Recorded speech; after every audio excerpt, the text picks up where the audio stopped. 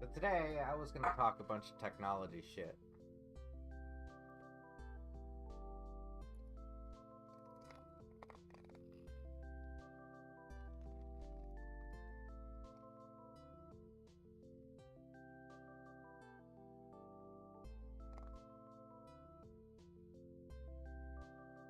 The starting stick is so cool.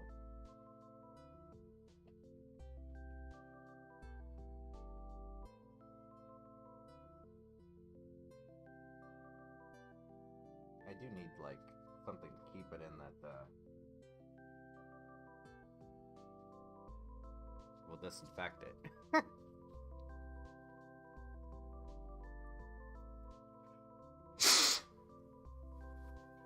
What? That upset you? I don't know why that would be. Plus it has those grooves in it, so not good for it to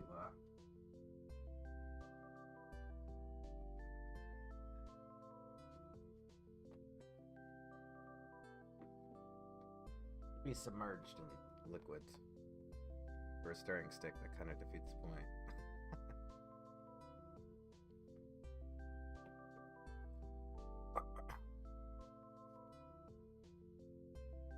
Maybe this was a bad idea. It's like almost all foam.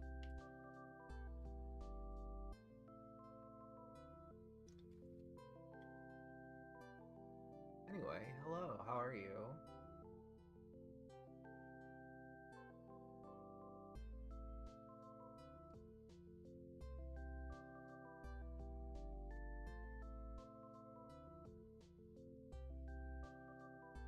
I'm doing fine.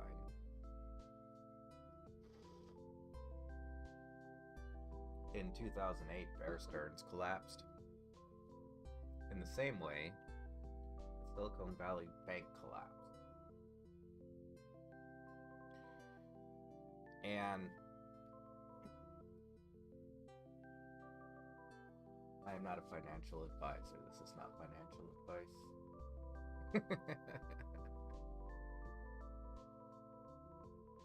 The internet, Reddit specifically, they saw it coming. We watched as the banks padded their balance sheets and tried to stay afloat. And tried to avoid this exact scenario from happening for the past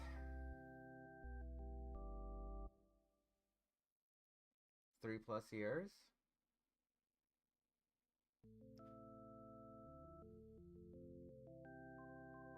That's primarily a problem with how shorts works. With how shorting works.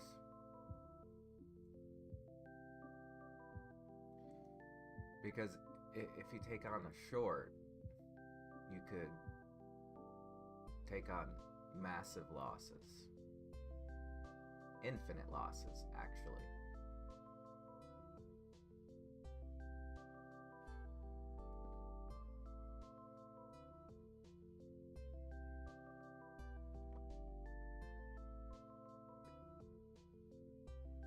And that is something that our financial system was not designed to handle.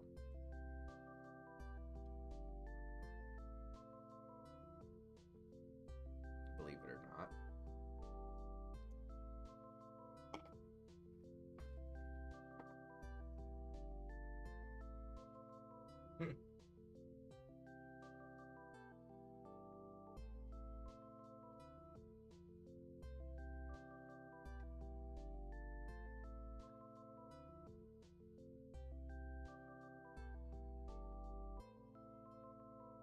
Yeah, why would a financial system be developed to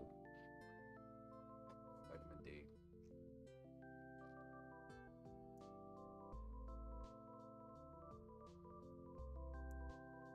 Developed to handle unlimited losses like this on the scale. Well, because they didn't expect anybody to do something so stupid as to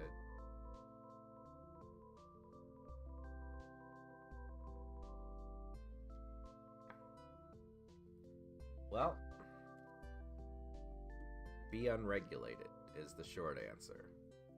Because there were restrictions in place, there were rules, there were laws, and budget cuts made it all but impossible to regulate the people with the most money because, they believed that since they had all that money, they must be the smartest people in the country. They could do no wrong. That's how it works out, though. The microphone's rather quiet today, isn't it? Here we go.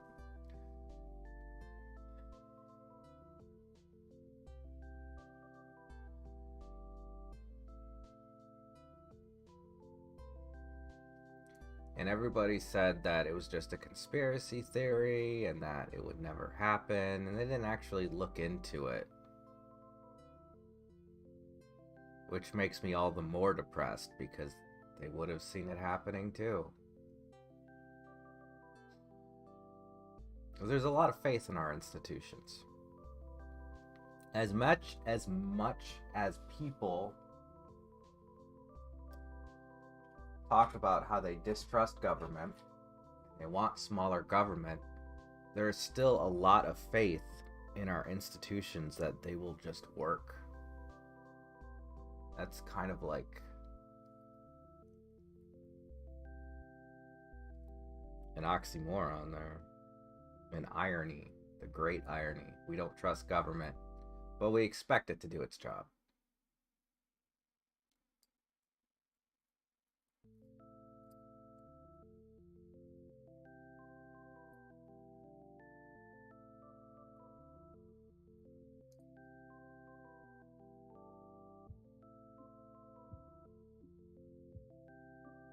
That's probably because the government does a lot of things that the average citizen takes for granted.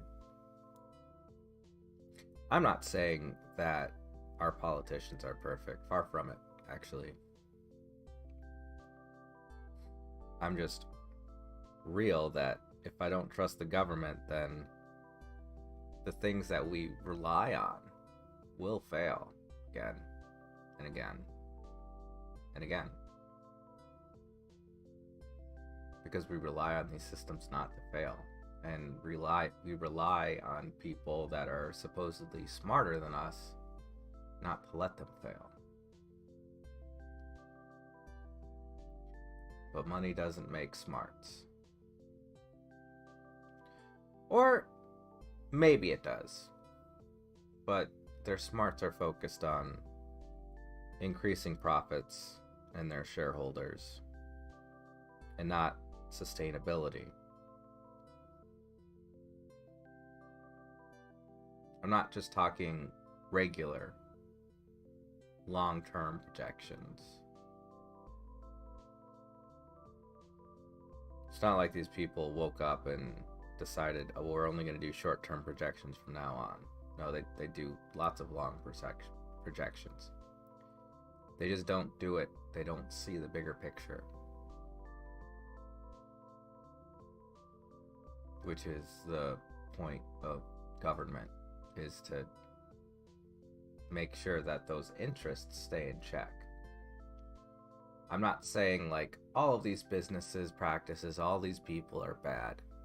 I'm saying that there needs to be some person,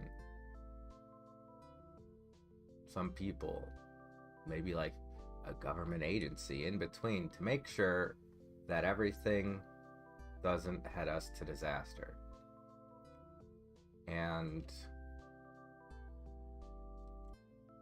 our banks are failing and our electric grid is failing. The two things that we actually need to survive in this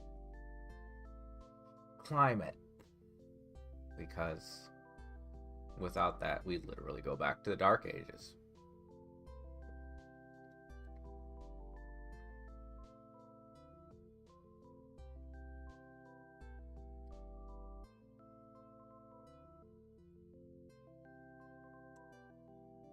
Do you know that there needed to be advertisements to sell people on the idea of electricity as a necessity? People didn't believe in things like central heating, air conditioning, electricity, televisions, radio. They were not necessities because they were focused on the real necessities, which were food, water, shelter. So they can't see anything past that because that's what they're worried about.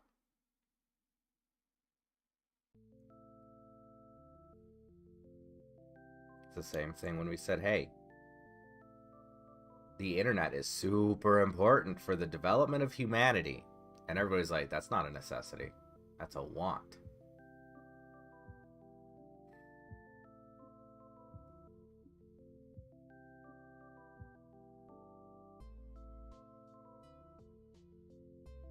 So now nobody, not even the tech bros, really understand how the internet's supposed to work. Which is frustrating to me, because I learned how the internet works on the internet. You know, the tech bros, they learned it at Harvard and shit.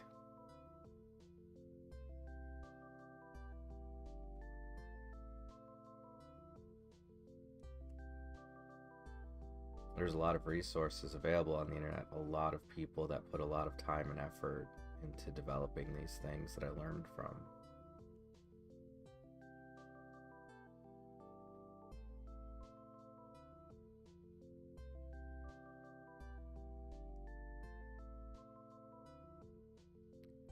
Which brings me to the topic of discussion today. Edison versus Tesla. If you know the story of Tesla and Edison, you know that they were great rivals. In fact, the light bulb, as we know today, was invented by Tesla. The story goes that Edison stayed in his laboratory testing metal after metal 1,000 times until he got it right. But the truth is, he made a bet with Tesla that he couldn't do it. And then when Tesla showed it was possible, he patented the idea and sold it as his own. And Tesla's like, what the fuck? He's like, I didn't pay you to make it. I just bet you.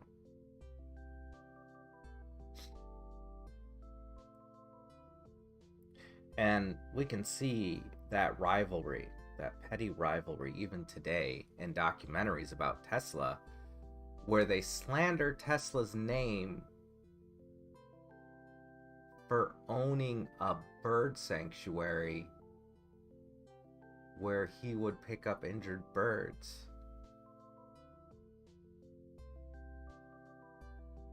And heal them.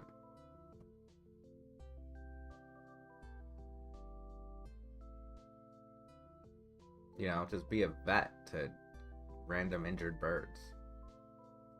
And then they made fun of him for his pet dying and him being sad about it. And that was in a modern documentary.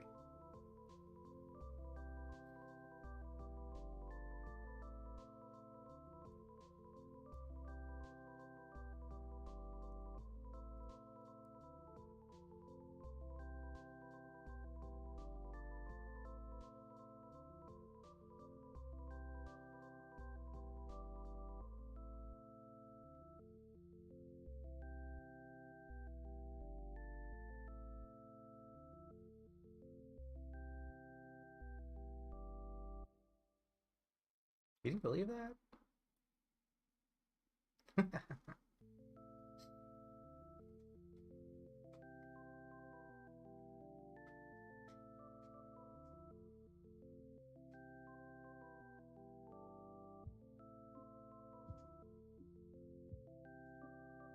It's rumored that Tesla carried around a little portable device that caused earthquakes. And then he could set it off whatever he wanted, and then eventually destroyed it in front of a bunch of people. I figure it was probably just a seismograph, and he was just measuring earthquakes, but maybe he could control Earth. Who knows? Maybe he was an earthbender. He was a technomage, Tesla. That'd be fun. I mean, it is possible to control the weather with enough force, but causing earthquakes at the push of a button? That sounds like fracking.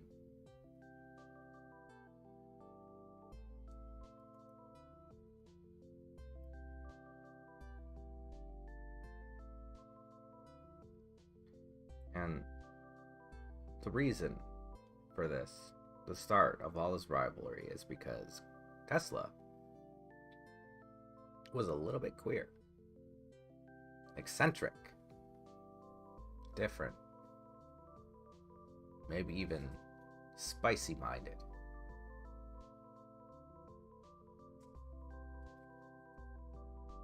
And therein lies the problem that I'm looking at today.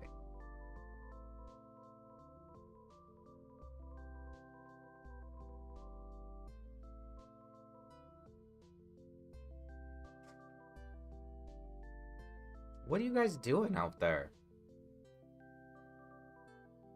Can't see them. They're running around.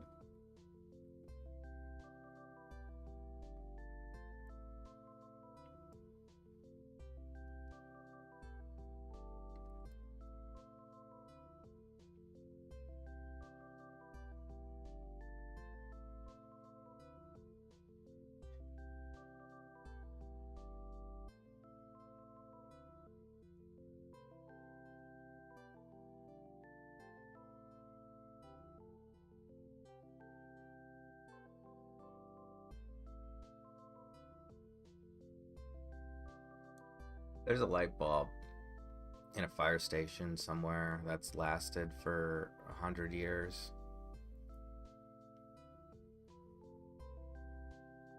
Think about that when you think about your typical incandescent or fluorescent light bulb that only lasts a couple years.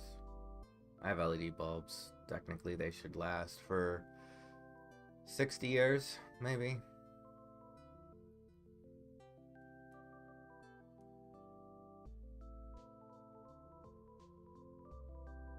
That planned obsolescence isn't a new concept, because it's the only way that certain industries can stay afloat. The reason why we have power outages daily is because we just let the power lines erode until they break, and then we fix them. We don't maintain them. Nobody maintains them. Maybe some areas do. But the ones that fall apart and break are because they're not maintained. Our power infrastructure hasn't really been upgraded since it was put up in the first place. Which, with the needs of the world, you know, our superpower computers, our water filters, our daily needs that are completely reliant on electricity. And people still view it not as a need, not as a necessity, as a want. What happens when the power grid goes down? We lose the future, that's what. Go back to the Dark Ages.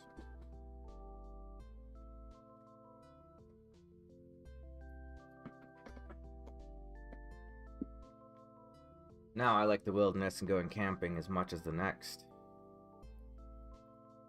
person.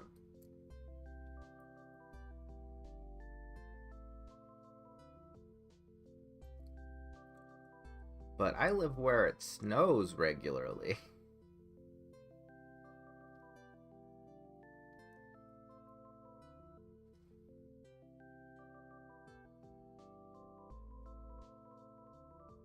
I do not want to clean a chimney.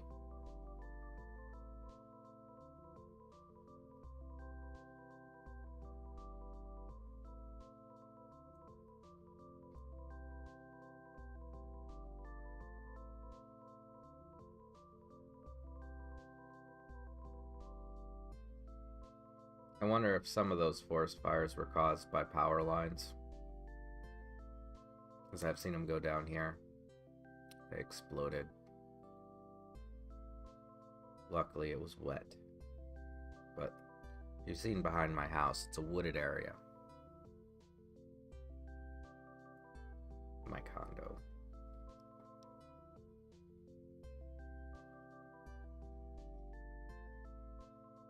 And the trees, the overgrowth, that's what DTE blamed it on. So they're coming around to trim the trees.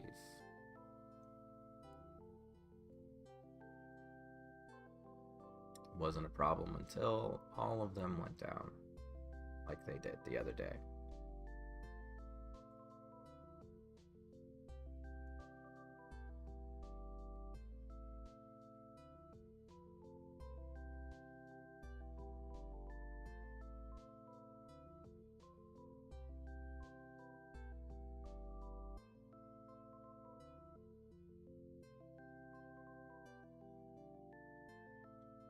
The plan for a better energy source relies on putting a lot of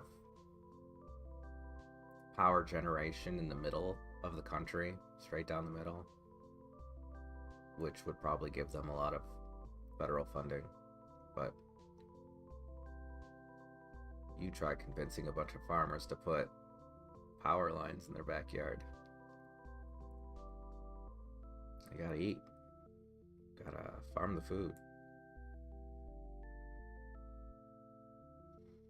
That's why they often put these things through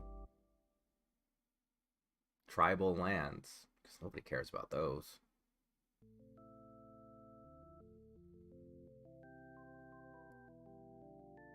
It's easier to go through the tribal lands than it is to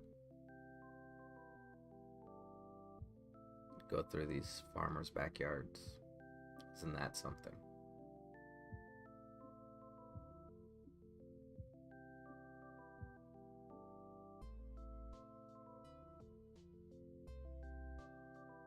I know the problem with it. I know it's not the best solution. But since everybody views it as not a necessity, nobody's really working or trying to tackle the problem that affects us as a country.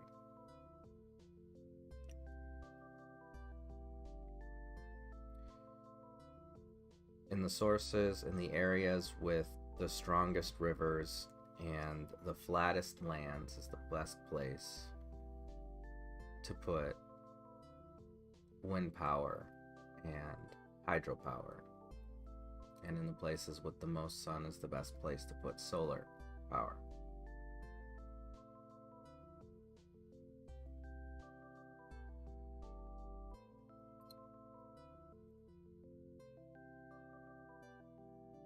And there's probably some places that we're going to need to supplement with nuclear power. But everybody's afraid of it. They think nuclear power go boom.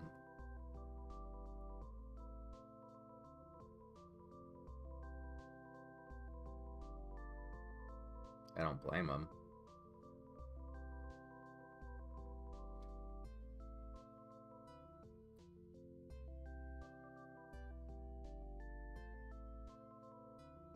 It's unfortunate.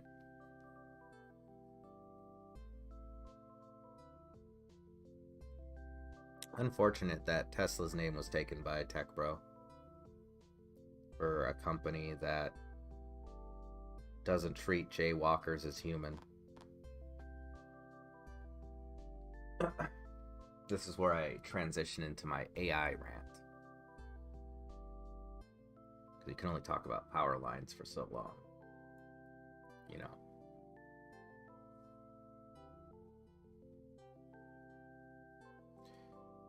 You know that, right?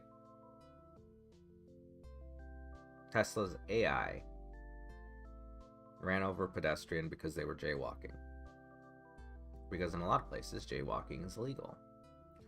Do you know why jaywalking is illegal? Jaywalking didn't become a problem until after the invention of cars. See, there's a reason why people don't go outside anymore. Kids don't go outside anymore. Because we've created an environment where they can't do anything outside. It's illegal to loiter. It's illegal to jaywalk. It's illegal to have two legs and be outside in the places that require two legs to be outside. Because of the invention of cars. Because rich people in their cars want to drive down the road without worrying about people being in the way.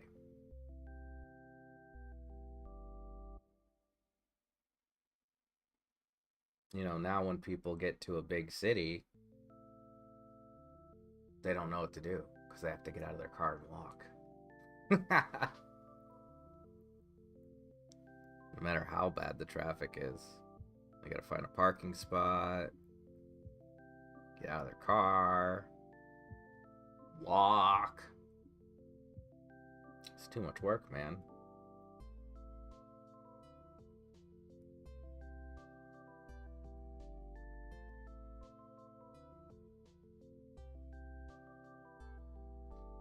When's the last time you walked down to the farmer's market?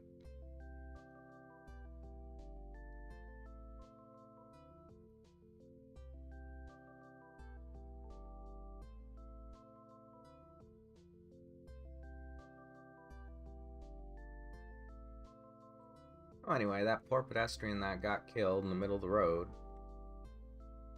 the law might be on Tesla's side.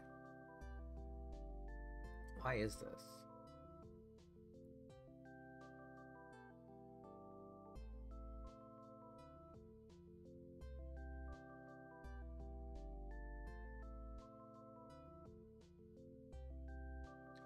Because jaywalking is illegal.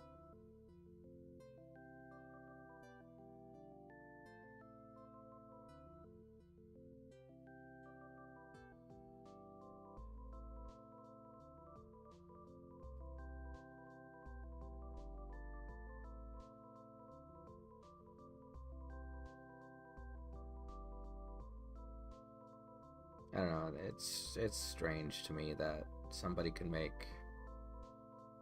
have so much free reign over industry and just make a bunch of basic mistakes about the only thing that I think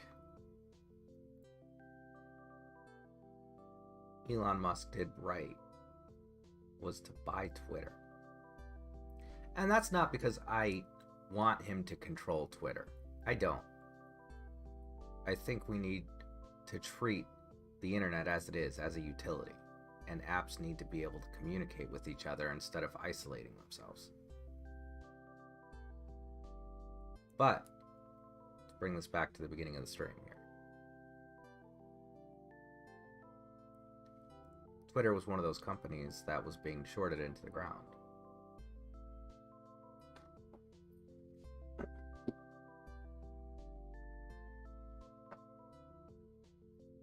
Butts being the key word. Which means when when Musk bought it, he was making an incredibly smart investment.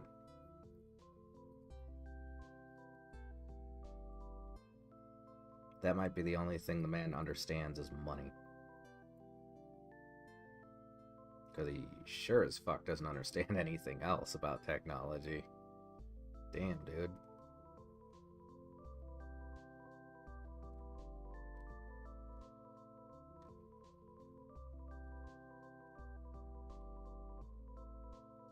And that's the problem I see everywhere. We have a lot of people that are good with numbers and money.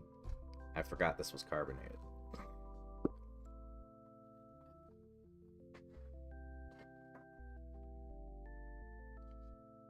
But when that's your expertise, what good are you when it comes to everything else? When the power grid goes down.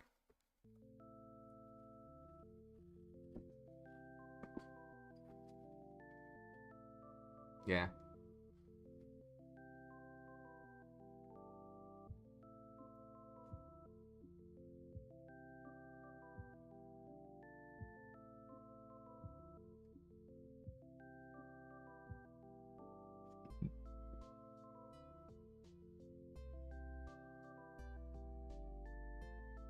So why does AI suck?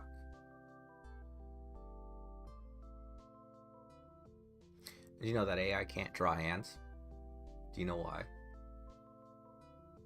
Because no artist can draw hands.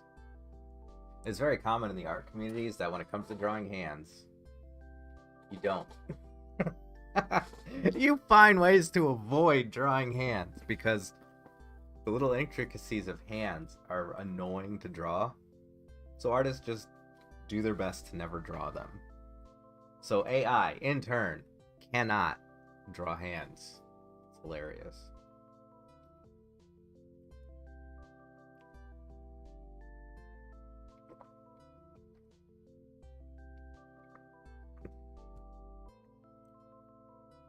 One of those biases that you don't think about when it comes to collecting all this data.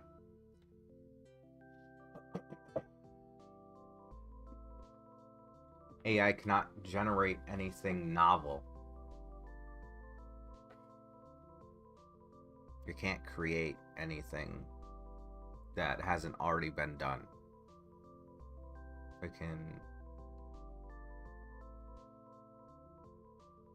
tweak a bunch of different random things and give us ideas that we may never have thought about before with the stuff that we currently have. But something new is beyond the capabilities of AI.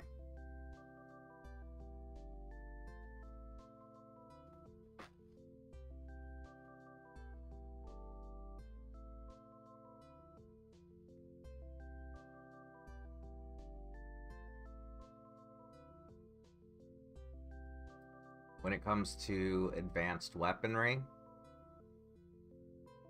AI should never be allowed to pull the trigger.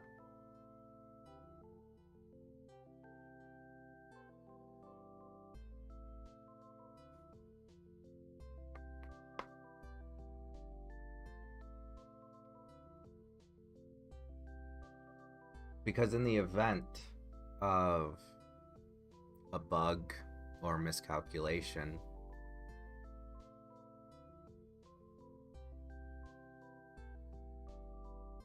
there is no accountability.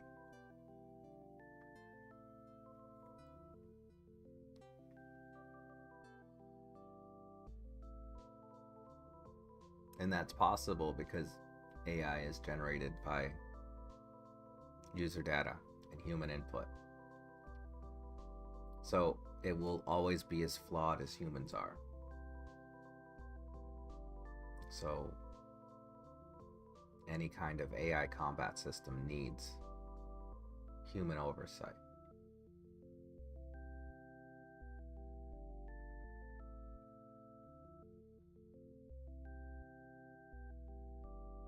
Without that, Top Gun, the new one.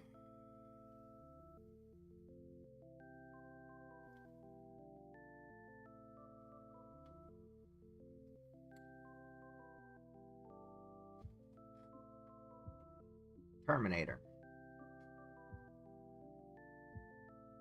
I don't know if technology will ever develop consciousness, conscious thought.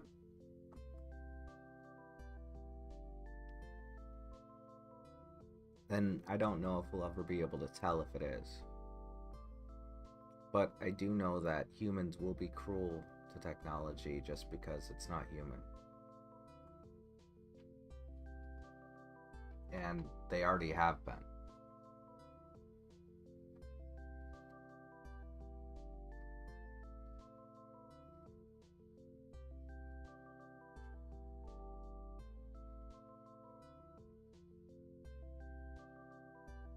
So it's something we must keep in mind, that people are shitty, and they're always gonna be. Not on purpose. Same way that somebody would not give a shit about an inanimate object or something less than human.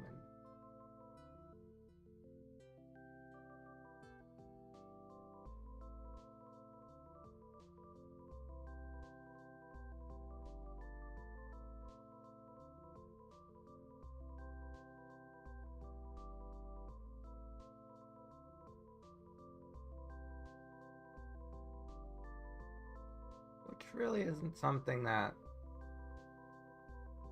humans should be doing in the first place.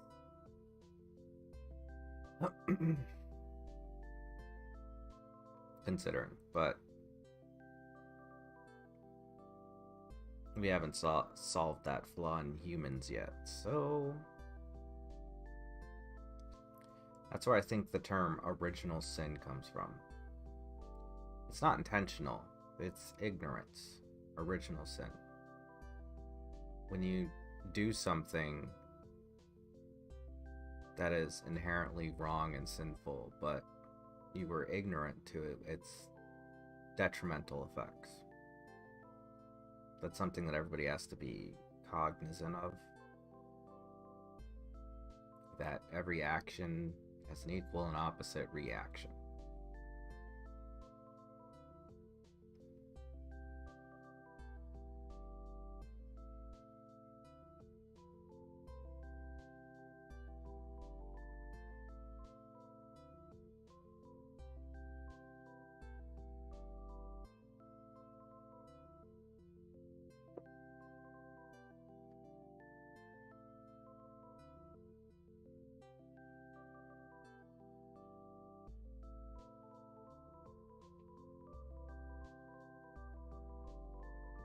Not to say that we shouldn't go wholeheartedly into the techno future, but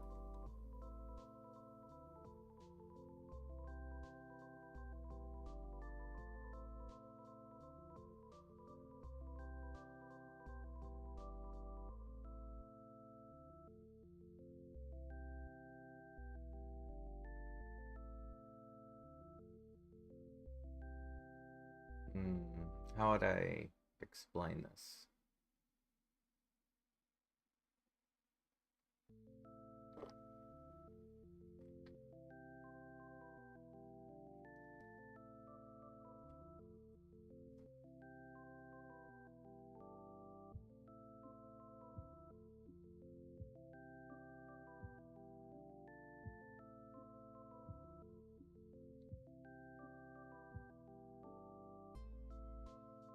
Every human being will eventually be replaced. We cannot live forever.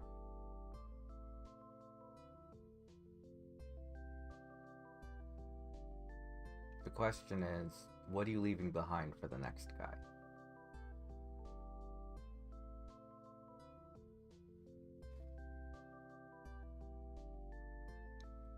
An automated future is nice.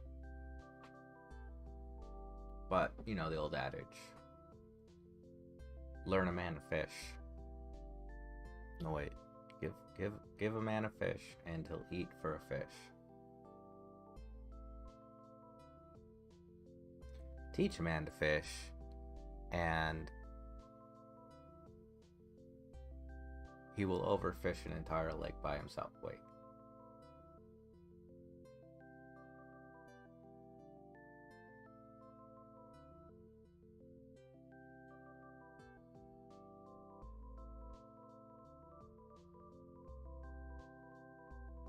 That's what I'm talking about with long-term thinking.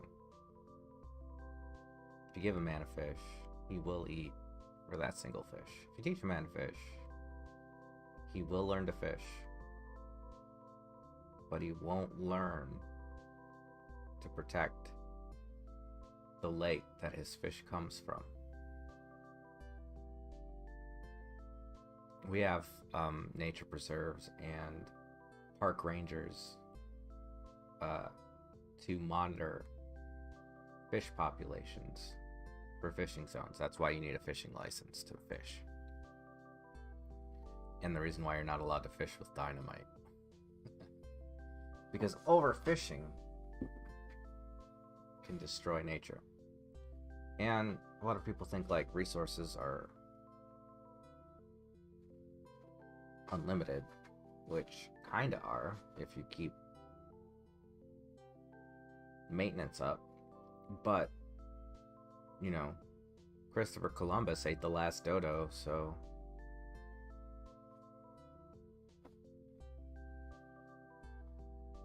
we don't have any dodos anymore for a reason, because they were delicious and they were self-domesticated. We could have had dodos to this day, but they were like, nah man, we got chickens back at home. The bastards.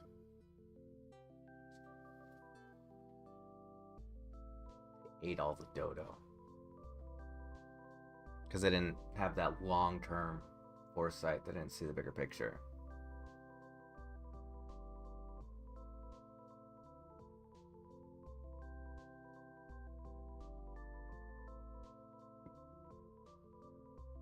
Instead, we got chickens and cows. Could have domesticated the buffalo and deers instead here in America. And we didn't do that neither.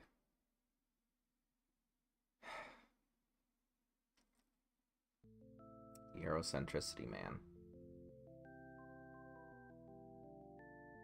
They don't want to take all the extra work to domesticate animals that were already domesticated back home. I want the taste of that good beef, that cow beef.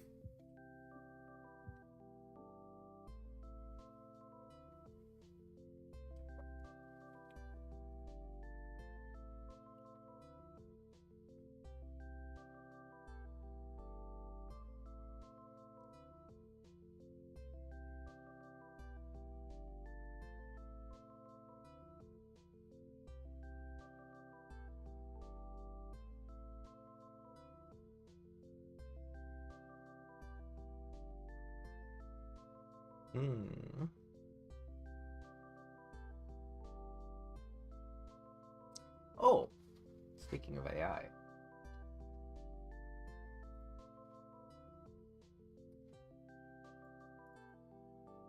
People think that I'm an AI. Like I generate my scripts. No, I wing it. I'm not reading anything. When I sing, when I do karaoke sometimes.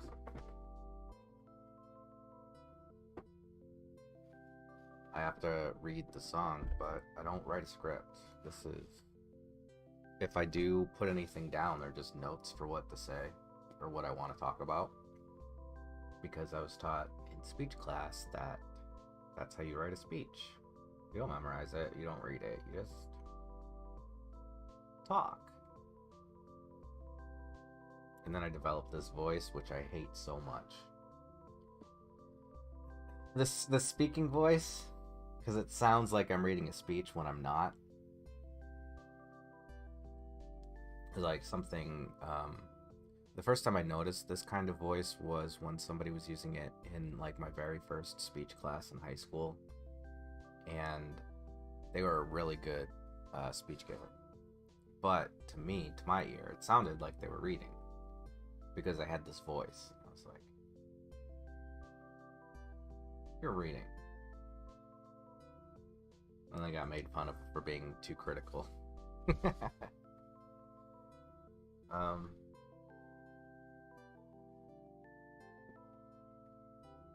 But there's a difference. There's a difference between this voice and regular everyday voice. This one that you develop when you're just talking by yourself to a radio. Radio.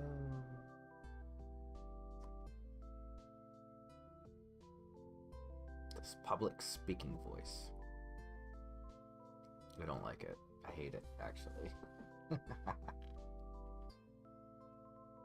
Well, I don't know what else to do about it. So, this is what we got. This is what I got. What am I looking for?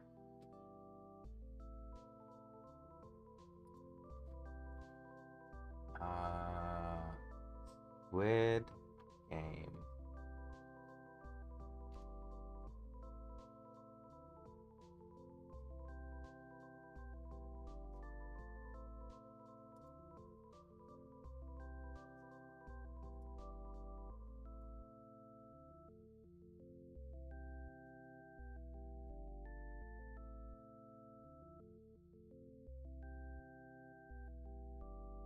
All right, so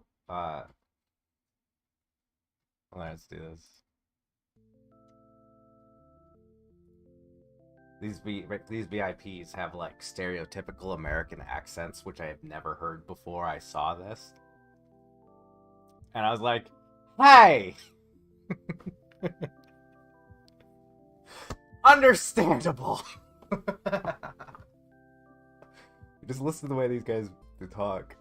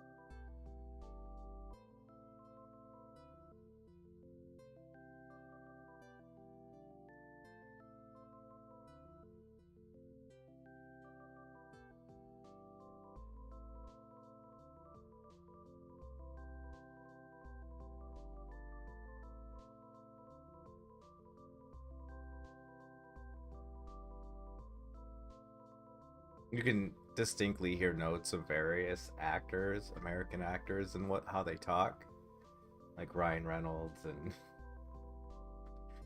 like any of the famous actors, Ryan Reynolds, Brad Pitt. I'm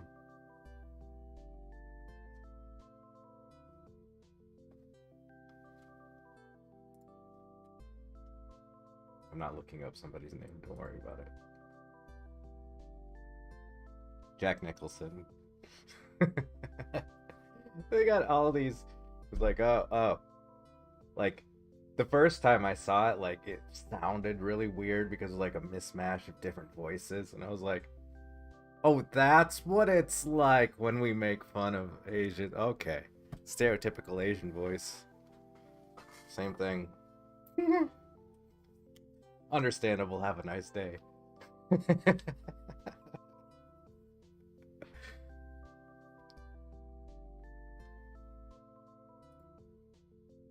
AI.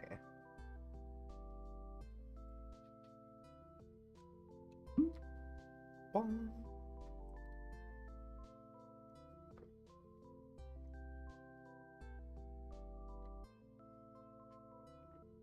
In the art community, especially with some of the young ones, it's funny to see their disputes. Like, oh, you copied my original character. What? No, I made Sonic with yellow racing stripes, and yours was Sonic that was red. You stole my idea to recolor Sonic.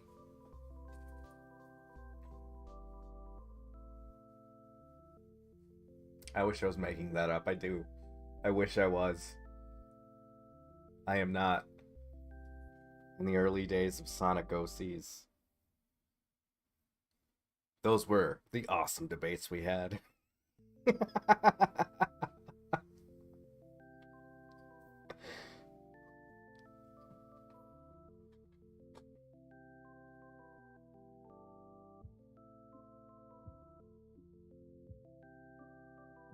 Baker.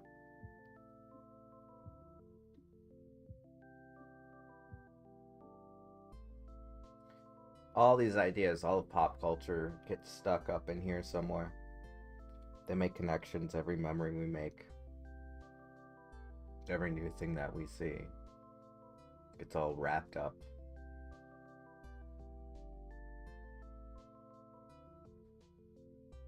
So we make similar ideas and opinions, and sometimes we mimic our favorite actors. And that all gets wrapped up into our own personalities. But, and here's the dangerous part with AI the way it is, because now we can replicate people's facial features and their personalities and act like that character that they made. Because most actors have a character, a persona that they portray. And that character, that includes their likeness, is copywritten. This is why a lot of people on YouTube and Twitch, they use VTuber models. Because that way they don't sign a contract that includes their original likeness. See, the problem with technology outgrowing our legal system and our government and everything is that because some of these contracts with entertainment industry includes somebody's likeness, that when that person quits, they can no longer show their face on TV or on Twitch or on YouTube because they don't own their own likeness anymore. That is fucked up. Which means that when they quit with these AI technology now, they can ruin a person's whole future because they can just recreate their likeness. Say, no, we own it. You sign this contract for us. That is messed up.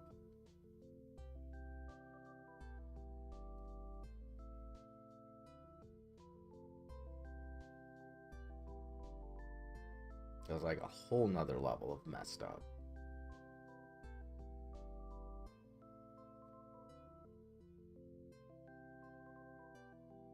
So they don't really understand the damage that can be done to a person that they are doing this to. I bet that most of the people that engage in these practices are just like, oh, it's just standard practice.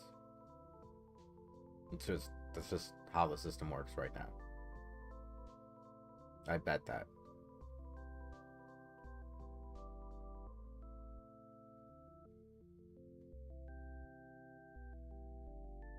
But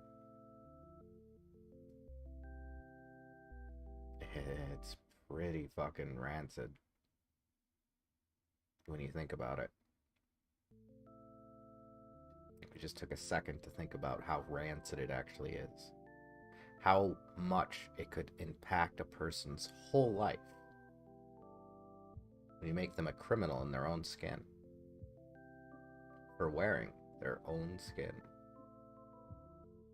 Is it any wonder why celebrities get facial reconstructive surgery all the fucking time?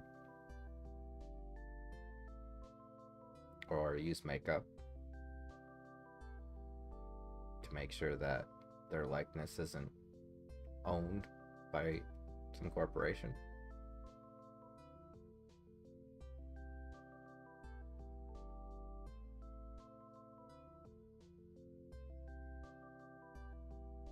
Super messed up.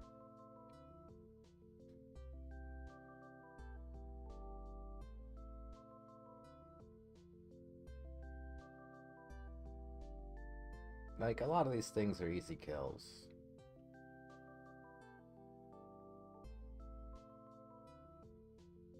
Easy kills, I say.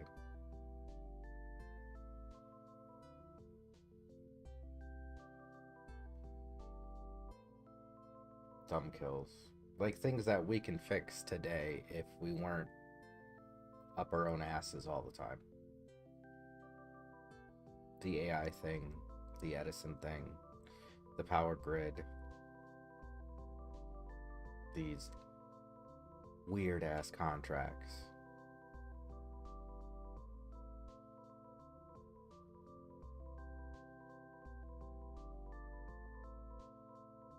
Just, if we put a little bit of thought in it as a people, we put our foot down and said, no, that's wrong.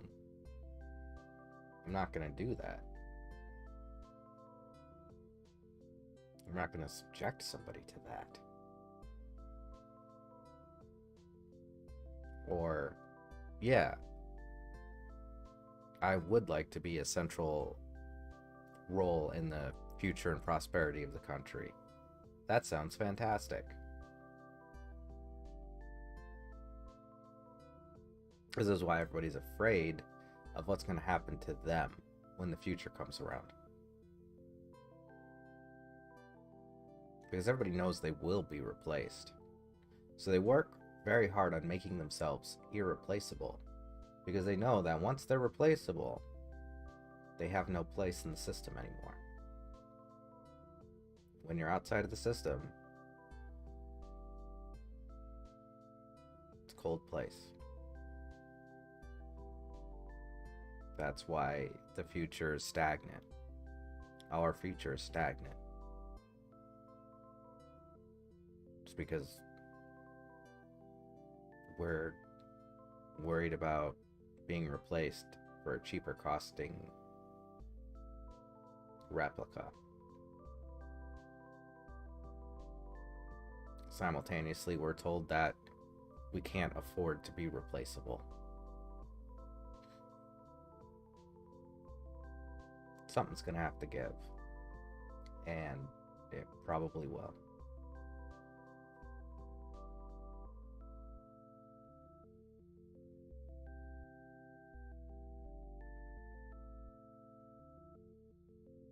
I'm all for rugged individualism, don't get me wrong.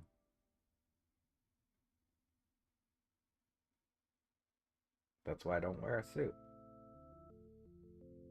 But I still believe that we should come together as a country. Suits or not suits.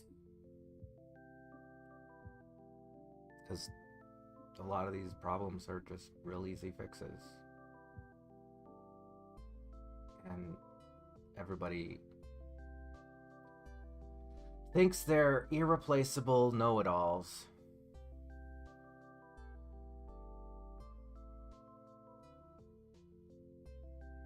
If anything, my intelligence proved that that's not possible. You will be replaced. No matter how much you know. No matter how irreplaceable you think you are.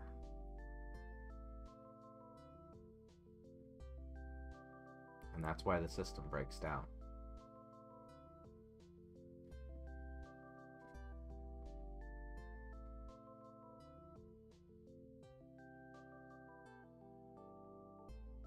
The reason why we lose our experience instead of having elders teach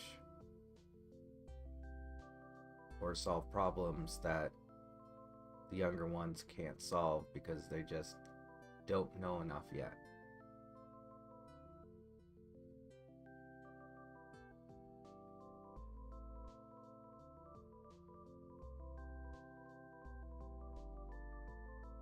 I'm super critical of politicians, career politicians. But simultaneously, I do know that they know the system better than anybody else. And because of that, we kind of need them to teach the rest of us how it all works. It shouldn't be you have to go to Harvard to learn how to be a politician. It should be public school, civics class. And I think, no matter what side of the aisle they're on,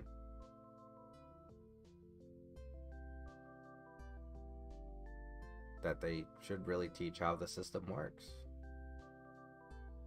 Instead of being politicians until they die, so that nobody knows how the system works. You know?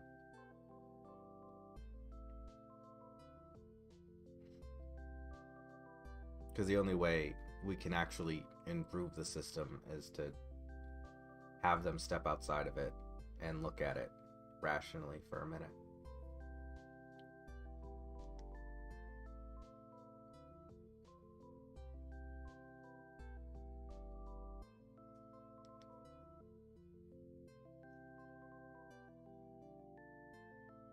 Look at it rationally, teach it to kids for a little bit, and then be able to look at it objectively without the stress that politics inevitably brings. Not just that. Be able to consult to the people that will replace them. Because if these people that are 80 and above die, and their time's coming, we lose that experience. Gone. Poof. All that wisdom. Wasted. That's what I think.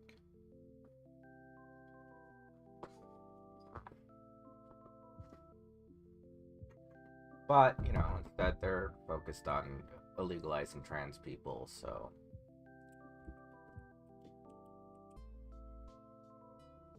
I guess that's good too.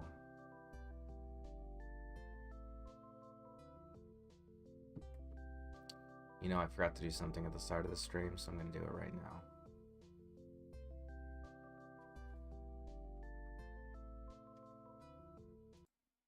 I meant to do it at the start of the stream. I can't believe I forgot to do it. It's been a busy week. But talking about trans people, I'm going to take a moment of silence here.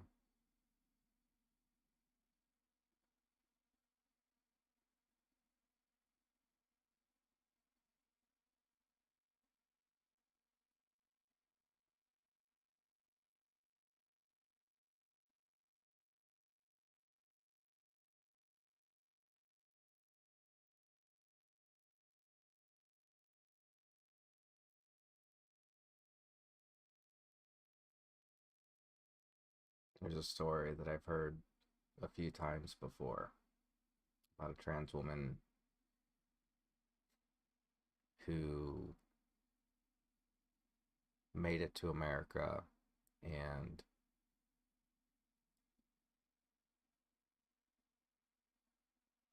her family sent agents over to bring her back to the Middle East. And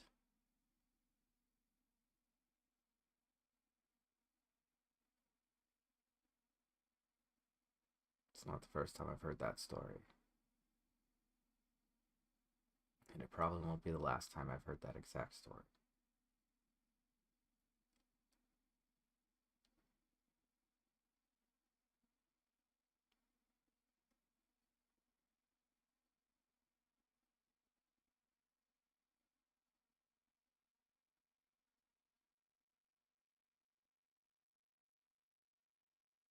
I didn't really know her, so it's not a loss to me personally, but to the trans community it is. And in the wake of all of the problems currently going on, it is.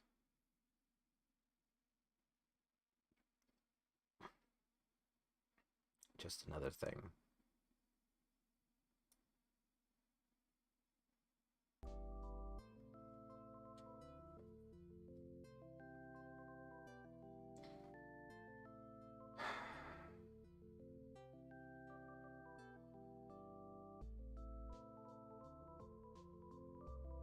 Give me the power to change the things I can.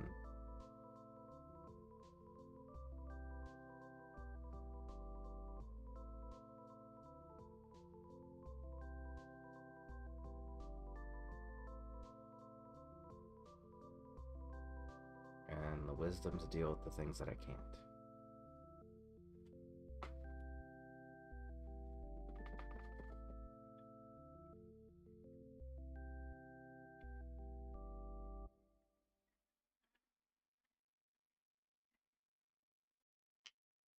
I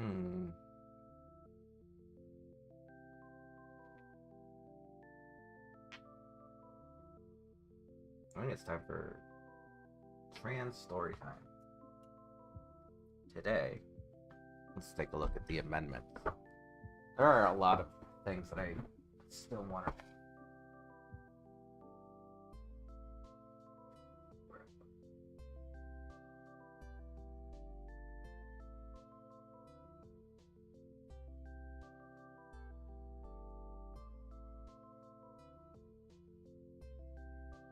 There's a lot more documents that I would like to read in here, but people keep asking me to go over the Bill of Rights. How many pages do I got to go before?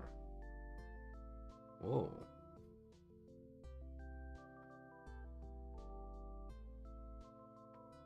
Before the Articles of Confederation, there were Articles of Confederation.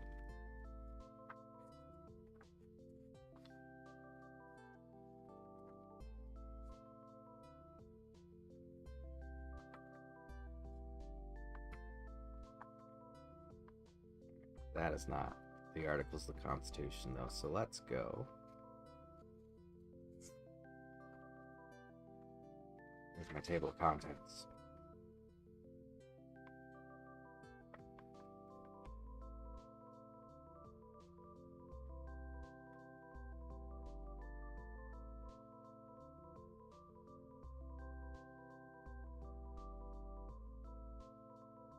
Bill of Rights, 722.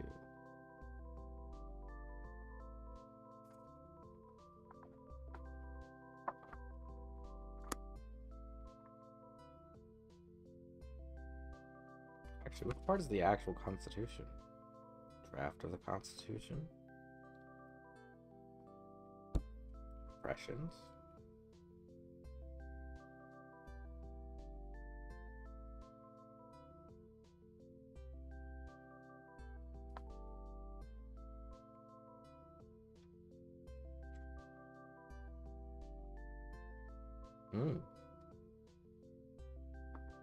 Oh no, these are just Federalist Papers.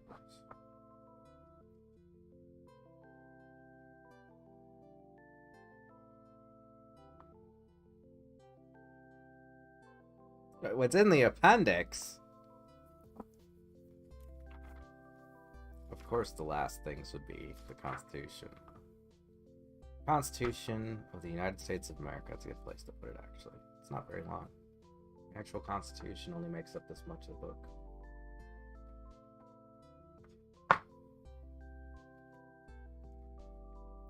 We, the people of the United States, in order to form a more perfect union, establish justice, ensure domestic tranquility, provide for the common defense, promote the general welfare, secure the blessings of liberty to ourselves and our posterity, do ordain and establish this Constitution for the United States of America. Article 1. Article 1, Section 1. All legislative powers herein granted shall be vested in a Congress of the United States, which shall consist of a Senate and House of Representatives.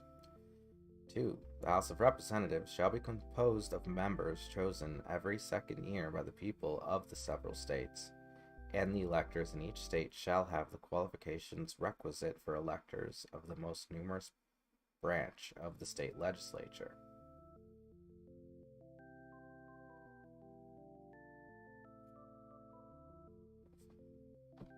No person shall be a representative who shall not have attained to the age of 25 years and been 7 years a citizen of the United States, and who shall not, when elected, be an inhabitant of that state in which he shall be chosen.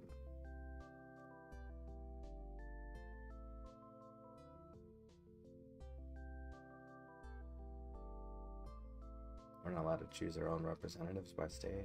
Why is that? I think I'll have to read the rest of this book to find out.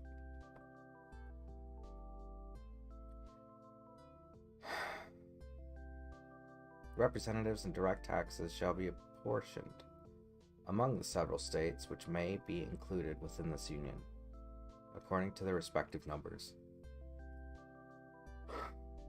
which shall be determined by adding to the whole number of free persons, including those bound to service for a term of years, and excluding Indians not taxed, 3/5 of all other persons.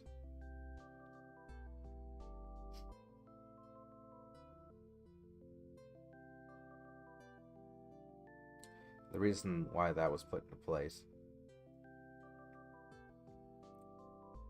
has to deal with the theory of education.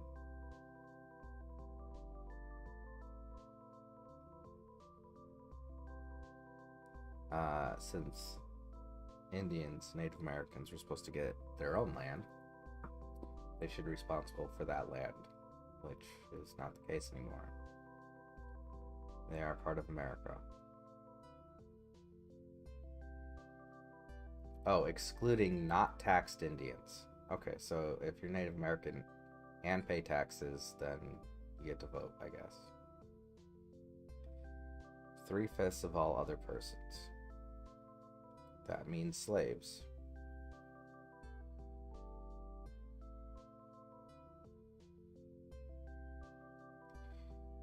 They probably also didn't want slave owners forcing their slaves to vote a certain way.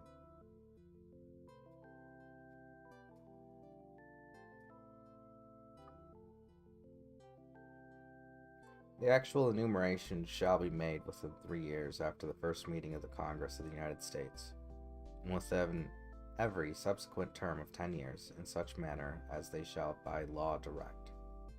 The number of representatives shall not exceed 1 for every 30,000, but every state shall have at least 1 representative, and until such enumeration shall be made, the state of New Hampshire shall be entitled to choose 3. Massachusetts 8, Rhode Island and Providence Plantations 1, Connecticut 5, New York 6, New Jersey 4, Pennsylvania 8, Delaware 1, Maryland 6, Virginia 10, North Carolina 5, South Carolina 5, and Georgia 3. When vacancies happen in the representation from any state, the executive authority thereof shall issue writs of election to fill such vacancies. The House of Representatives shall choose, by the way, they spell choose C-H-U-S-E, their speakers and other officers, and shall have the sole power of impeachment.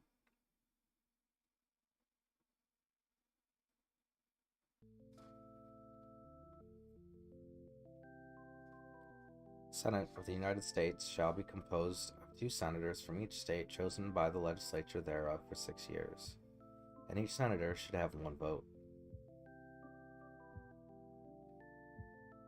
Immediately after, they shall be assembled in consequence of the first election. They shall be divided as equally as may be into 3 classes. The seats of the senators of the first class shall be vacated. Wait a minute, let's go back to the House of Representatives.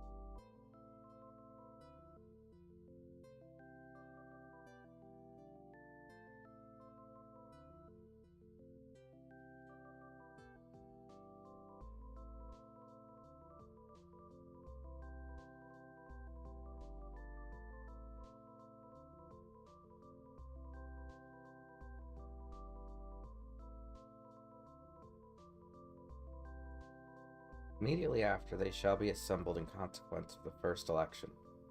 They shall be divided as equally as may be into 3 classes. The seat of the senators of the first class shall be vacated at the expiration of the 2nd year, of the 2nd class at the expiration of the 4th year, and of the 3rd class at the expiration of the 6th year. so that 1/3 may be chosen every second year. And if vacancies happen by resignation or otherwise during the recesses of the legislature of any state, the executive thereof may make temporary appointments until the next meeting of the legislature, which shall then fill such vacancies.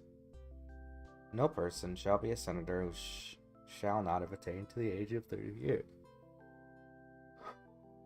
and been 9 years a citizen of the United States, and who shall not, when elected, be an inhabitant of that state for which he shall be chosen.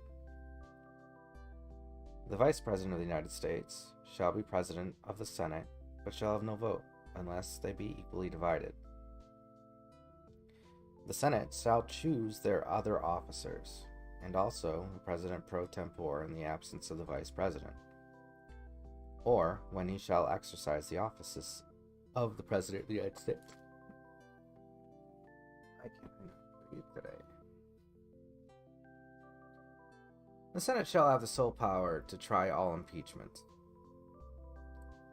When sitting for that purpose, they shall be on oath or affirmation. When the President of the United States is tried, the Chief Justice shall preside, and no person shall be convicted without the concurrence of 2/3 of the members present. Judgment in cases of impeachment shall not extend further than to removal from office, and disqualification to hold and enjoy any office of honor, trust, or profit under the United States, but the party convicted shall nevertheless be liable and subject to indictment, trial, judgment, and punishment according to law.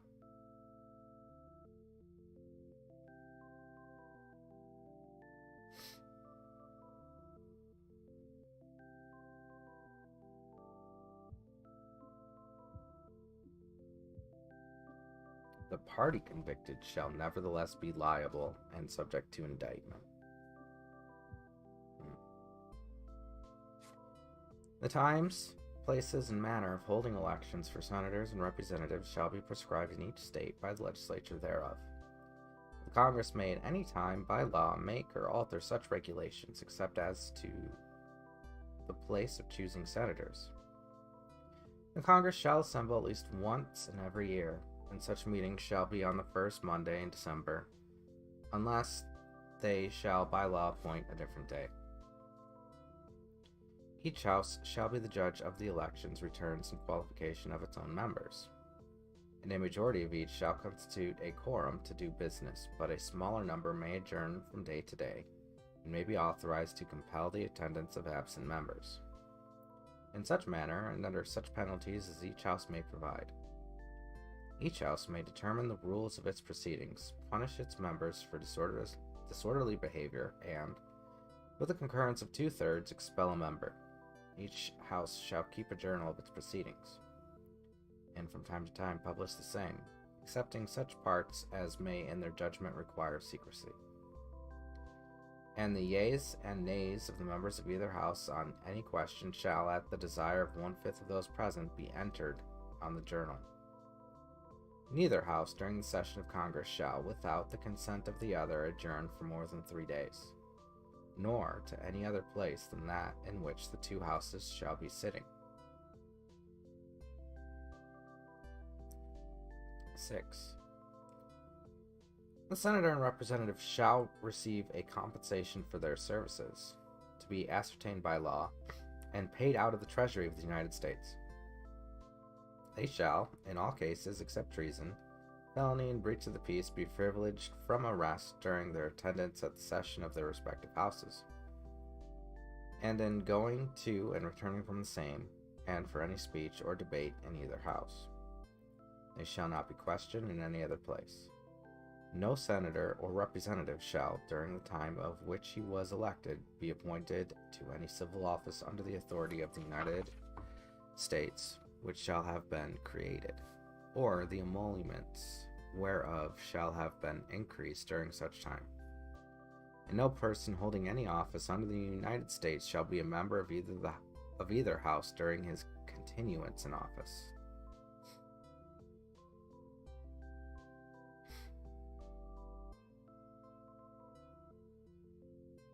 All bills for raising revenue shall originate in the House of Representatives, but the Senate may propose or concur with amendments as on other bills. Every bill which shall have passed the House of Representatives and the Senate shall, before it becomes a law, be presented to the President of the United States. If he approve, he shall sign it, but if not, he shall return it, with his objections to that House in which it shall have originated, who shall enter the objections at large on their journal, and proceed to reconsider it.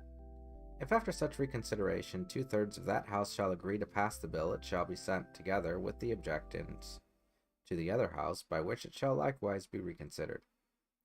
And if approved by 2/3 of that House, it shall become a law. But in all such cases, the votes of both Houses shall be determined by yeas and nays, and the names of the person voting for and against the bill shall be entered on the journal of each House respectively. Any bill shall not be returned by the President within 10 days, Sundays excepted, after it shall have been presented to him. The same shall be a law, in like manner as if he had signed it, unless the Congress by their adjournment prevent its return, in which case it shall not be a law.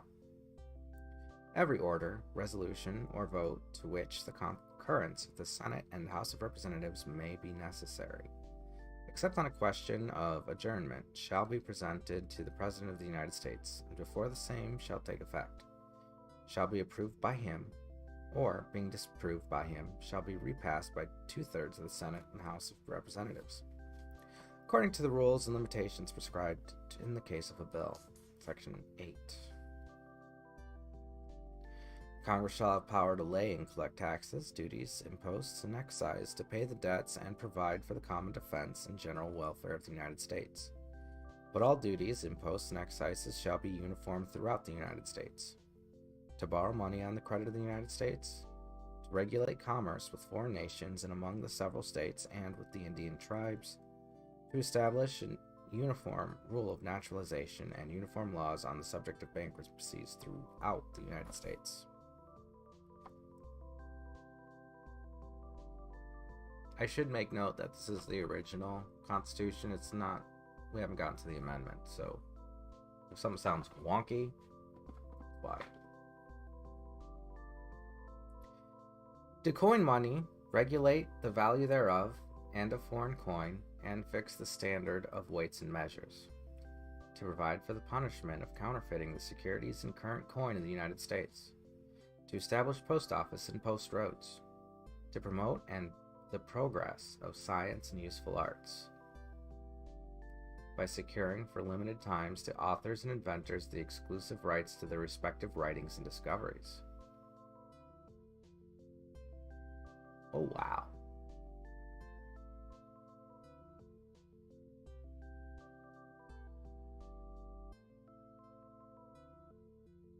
That means I should get paid for my work.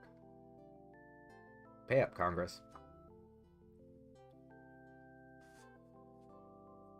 Constitute tribunals inferior to the Supreme Court, to define and punish piracies and felonies committed on the high seas and offenses against the law of nations.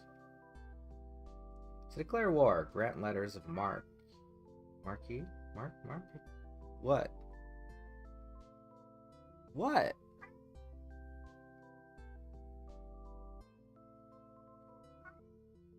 Because it's important to the country. Yeah, I know it's boring. Well, you're the entertainment, that's why. You're the entertainment value.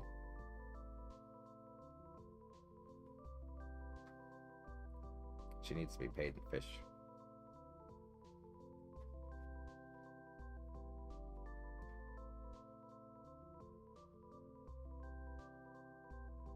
To declare war, grant letters of marque and reprisal, and make rules concerning capture on land and water. To raise and support armies, but no appropriation of money to that use shall be for a longer term than 2 years. To provide and maintain a navy, to make rules for the government and regulation of the land and naval forces. To provide for calling forth the militia to execute the laws of the Union, suppress insurrections, and repel invasions. To provide for organizing, arming, and disciplining the militia, and for governing such parts of them as may be employed by the service of the United States, reserving to the Senate states respectively the appointment of the officers and the authority of training the militia according to the discipline prescribed by Congress. Okay. The militia is the National Guard, by the way. The National Guard is owned by the states. They are the militia. They are the well-regulated militia that are here to protect us from the armies and the navy in case anything goes wrong. But I guess police officers might also count as militia.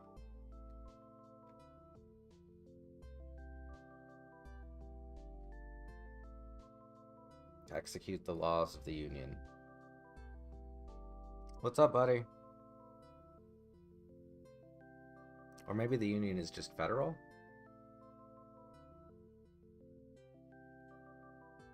I'm gonna have to study that one. I'm pretty sure I've got it completely wrong.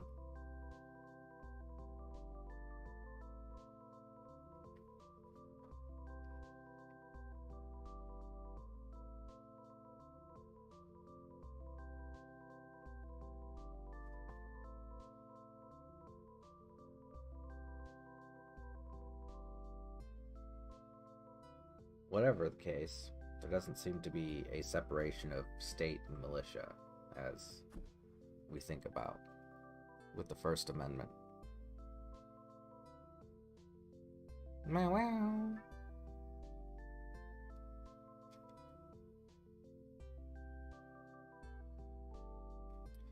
To exercise exclusive legislation in all cases whatsoever over such district, not exceeding 10 miles square, as may, by cession of particular states and the acceptance of Congress, become the seat of the government of the United States, and to exercise like authority over all places purchased by the consent of the legislature of the state in which the same shall be, for the erection of forts, magazines, arsenals, dockyards, and other needful buildings, and to make all laws which shall be necessary and proper for carrying into execution the foregoing powers, and all other powers vested by this Constitution in the government of the United States or in any department of office thereof. Section 9. The migration or importation of such persons as any of the states now existing shall think proper to admit shall not be prohibited by the Congress prior to the year 1808. But a tax or duty may be imposed on such importation not exceeding $10 for each person. The privilege of the writ of habeas corpus shall not be suspended, unless when in cases of rebellion or invasion the public safety may require it. No bill of attainder or ex post facto law shall be passed.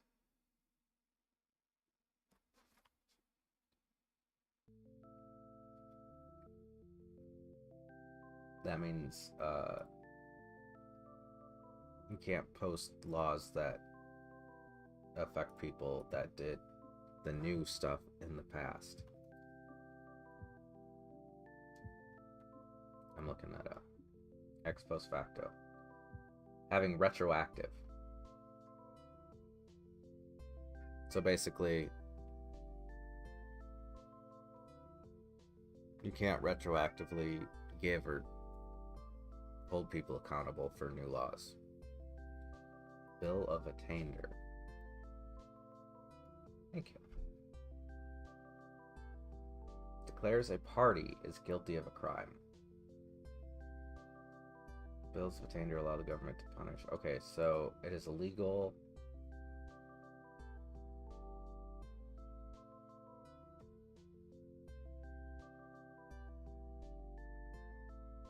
Okay, it is illegal to pass a bill to declare a party guilty of a crime without first going through the trial process. Which means that you can't just be like, oh, you're guilty, and then send them to jail. Everybody must go through trial.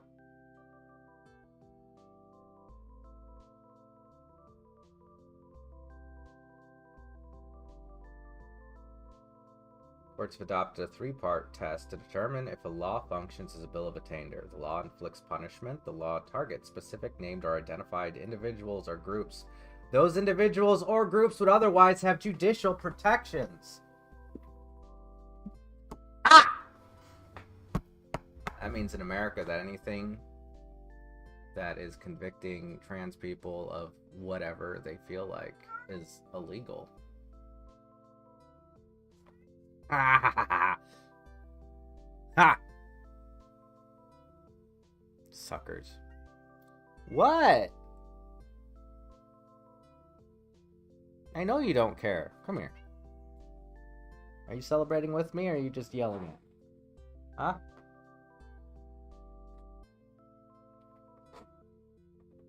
Fucking bitches.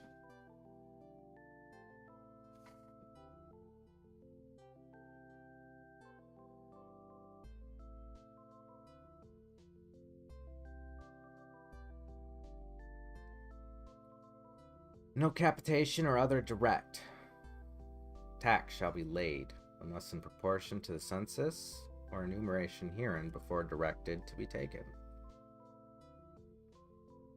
Capitation.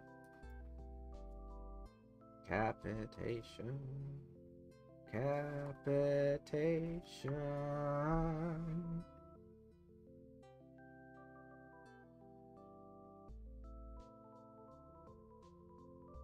The payment of a fee or grant to a doctor, school, or other person or body providing services to a number of people, such that the amount paid is determined by the number of patients, students, or customers.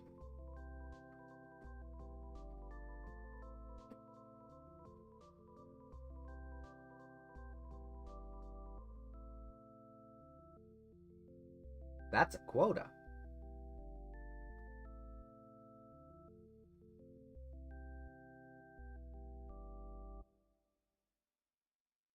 No tax or duty shall be laid on articles exported from any state. No preferences shall be given by any regulation of commerce or revenue to the ports of one state over the other of those of another. Nor shall vessels bound to or from one state be obliged to enter, clear, or pay duties in another.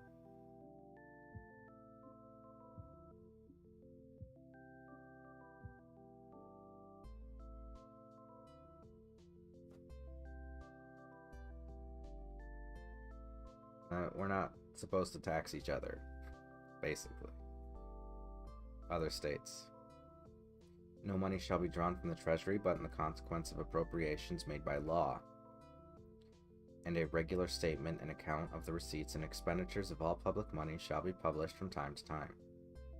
No title of nobility shall be granted by the United States, and no person holding any office of profit or trust under them shall, without the consent of the Congress, accept any present, emolument, office, or title of any kind whatever from any king, prince, or foreign state.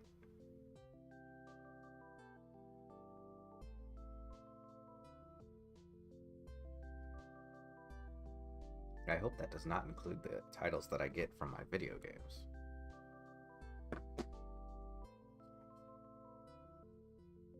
What? You're just down here to make noise? You just down here to make noise? Huh?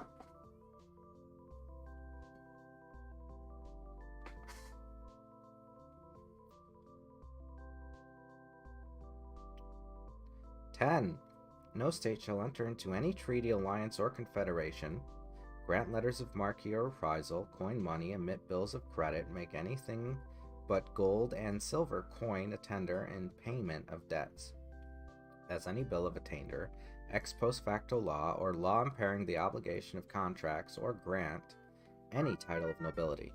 No state shall, without the consent of Congress, lay any imposts or duties or imports on imports or exports, except what may be absolutely necessary for executing its inspection laws.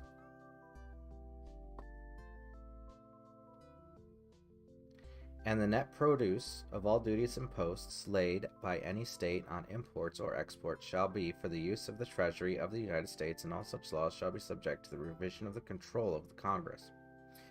Basically, not allowed to profit off of government services. So, all government services are supposed to be non-profit. You're not supposed to get any money. That's what the private sector is for. The private sector is responsible for the GDP. Which is why taxes are important.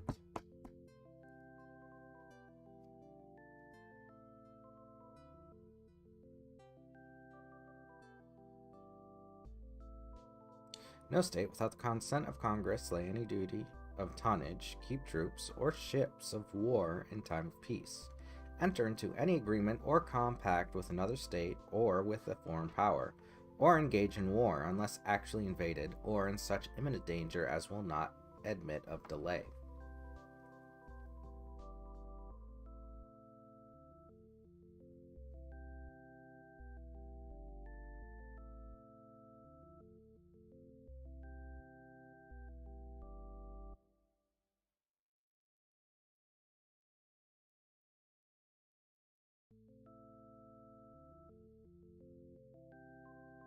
Article 2, Section 1. The executive powers shall be vested in a President of the United States of America. Presiding officer, if we're talking about not the American Constitution.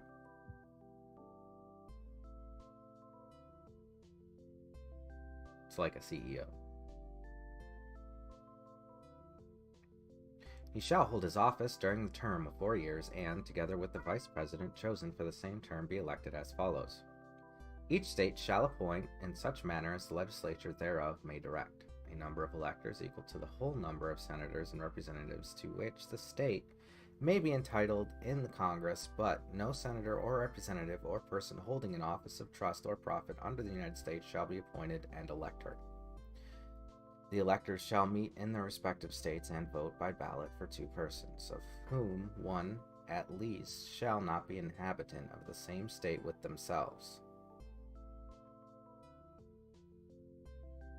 And they shall make a list of all the persons voted for and of the number of votes for each, which list they shall sign and certify and transmit sealed to the seat of the government of the United States, directed to the President of the Senate. The President of the Senate shall, in the presence of the Senate and the House of Representatives, open all the certificates, and the votes shall then be counted. The person having the greatest number of votes shall be the President. If such number be a majority of the whole number of electors appointed, and if there be more than one who have such majority and have an equal number of votes, then the House of Representatives shall immediately choose by ballot one of them for President. And if no person have a majority, then from the 5 highest on the list, the said House shall in the like manner choose the President. But in choosing the President, the votes shall be taken by states. The representation from each state having 1 vote, a quorum for this purpose shall consist of a member or members from 2/3 of the states. A majority of all the states shall be necessary to a choice. In every case, after the choice of the President, the person having the greatest numbers of votes of the electors shall be the Vice President. But if there should remain 2 or more who have equal votes, the Senate shall choose from them by ballot the Vice President.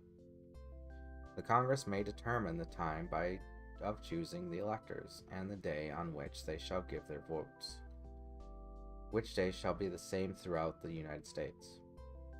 No person except a natural-born citizen or a citizen of the United States at the time of the adoption of this Constitution shall be eligible to the office of President.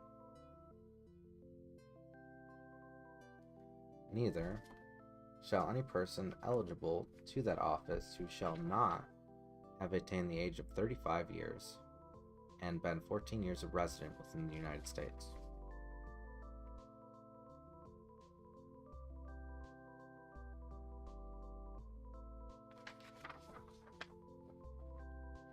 In case of the removal of the President from office, or of his death, resignation, or inability to discharge the powers and duties of said office, the same shall devolve on the Vice President, and the Congress may, by law, provide for the case of removal, death, resignation, or inability, both of the Vice President and President and Vice President, declaring what officer shall then act as President and officer. Such officer shall act accordingly until the disability be removed, or a President shall be elected. The President shall, at stated times, receive for his services compensation which shall neither be increased nor diminished during the period for which he shall have been elected, and he shall not receive within that period any other emolument from the United States or any of them.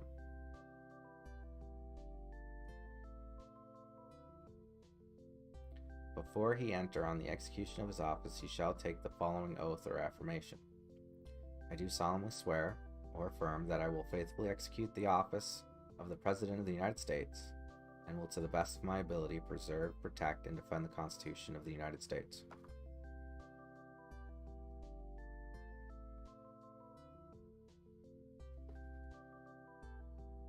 Section 2. The President shall be Commander-in-Chief of the Army and Navy of the United States, and of the militia of the several states. When called into the actual service of the United States, he may require the opinion, in writing, of the principal officer in each of the executive departments upon any subject relating to the duties of their respective offices. And he shall have power to grant reprieves and pardons for their offenses against the United States, except in cases of impeachment.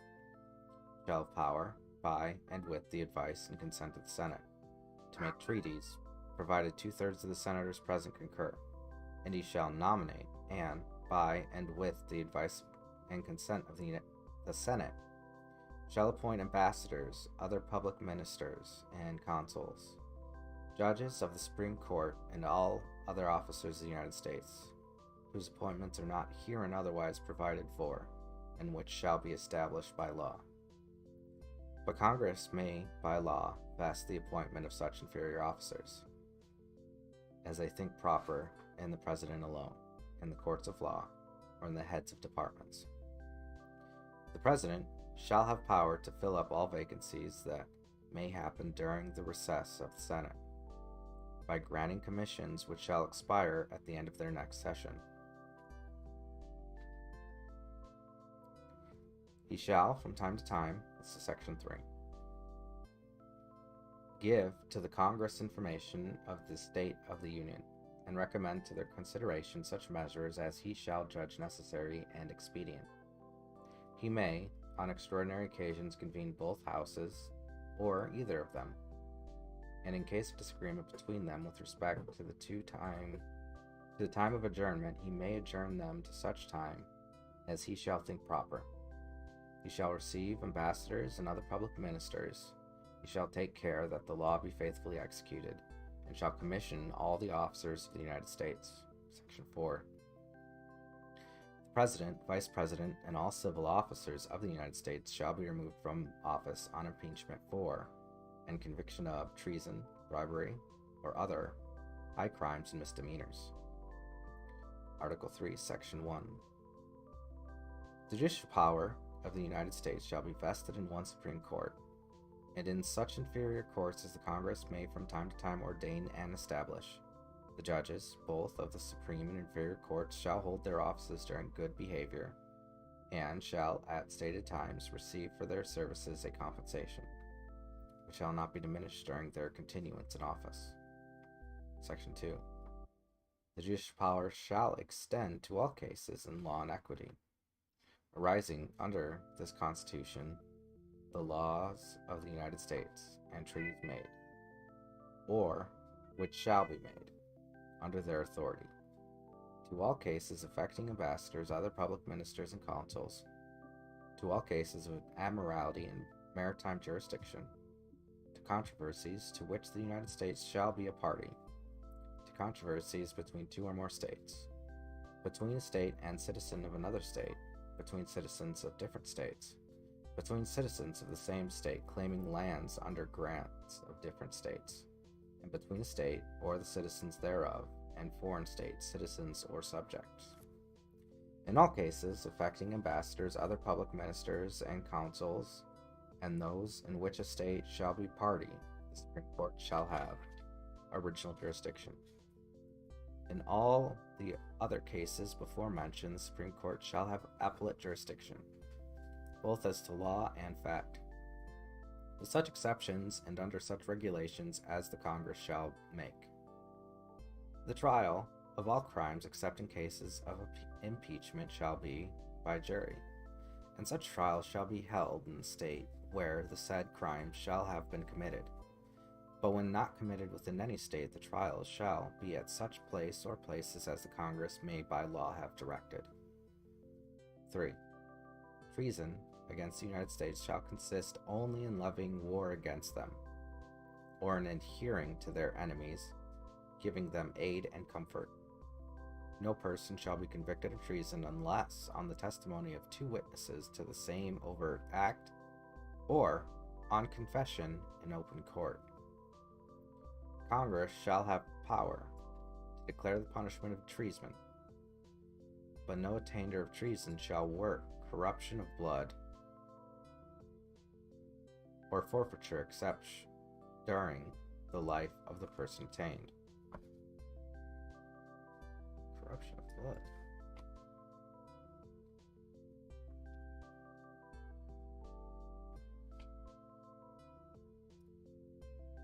The effect of an attainder which bars a person from inheriting, retaining, or transmitting any estate, rank, or title. Inheritance. So, in treason, even if you do treason, you can still get your inheritance.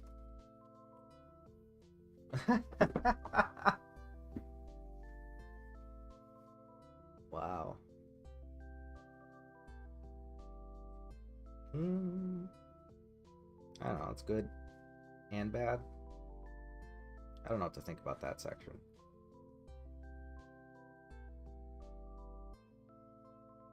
It means that even if you commit treason against the United States, that you can still have more power than a citizen that didn't.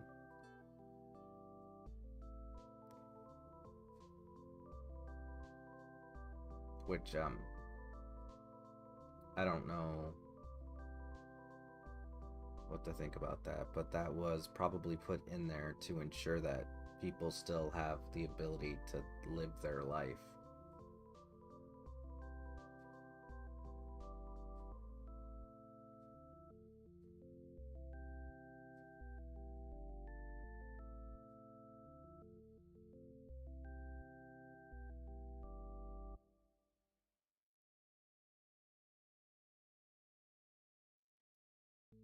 Article 4, Section 1.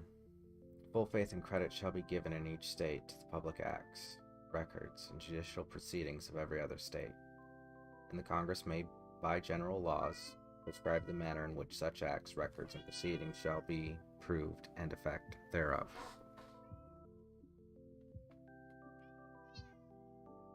Why do you want to fight? Let go! Goofball.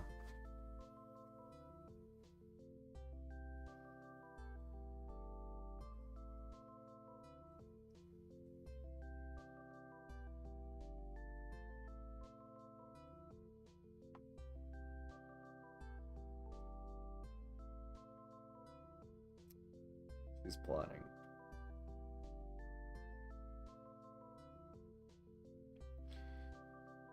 Article 4, Section 1. Full faith and credit shall be given in each state to the public acts, records, and judicial proceedings of every other state, and the Congress may by general laws prescribe the manner in which such acts, records, and proceedings shall be proved and effective thereof. Oh, and the effect of thereof.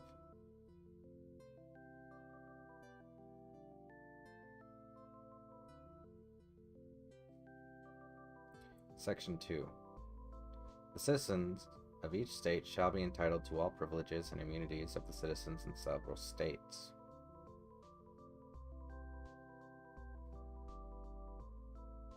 citizens of each state shall be entitled to all privileges and immunities of citizens in the several states. That means you cannot bar a Democrat from voting in a Republican state. Nice try, conservatards.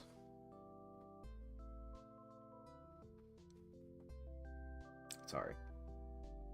I just had to get that jab in. I'm sorry. I'm not sorry. I'm sorry that I did not restrain myself from saying it. I'm not sorry for having the thought.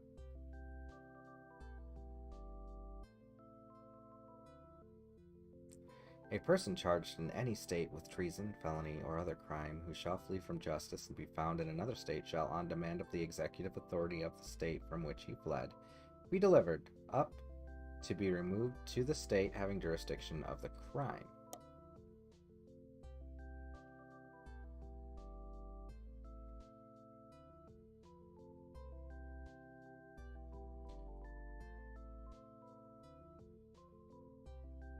No person held to service or labor in one state under the laws thereof, escaping into another, shall, in consequence of any law or regulation therein, be discharged from such service or labor, but shall be delivered up on the claim of the party to whom such service or labor may be due.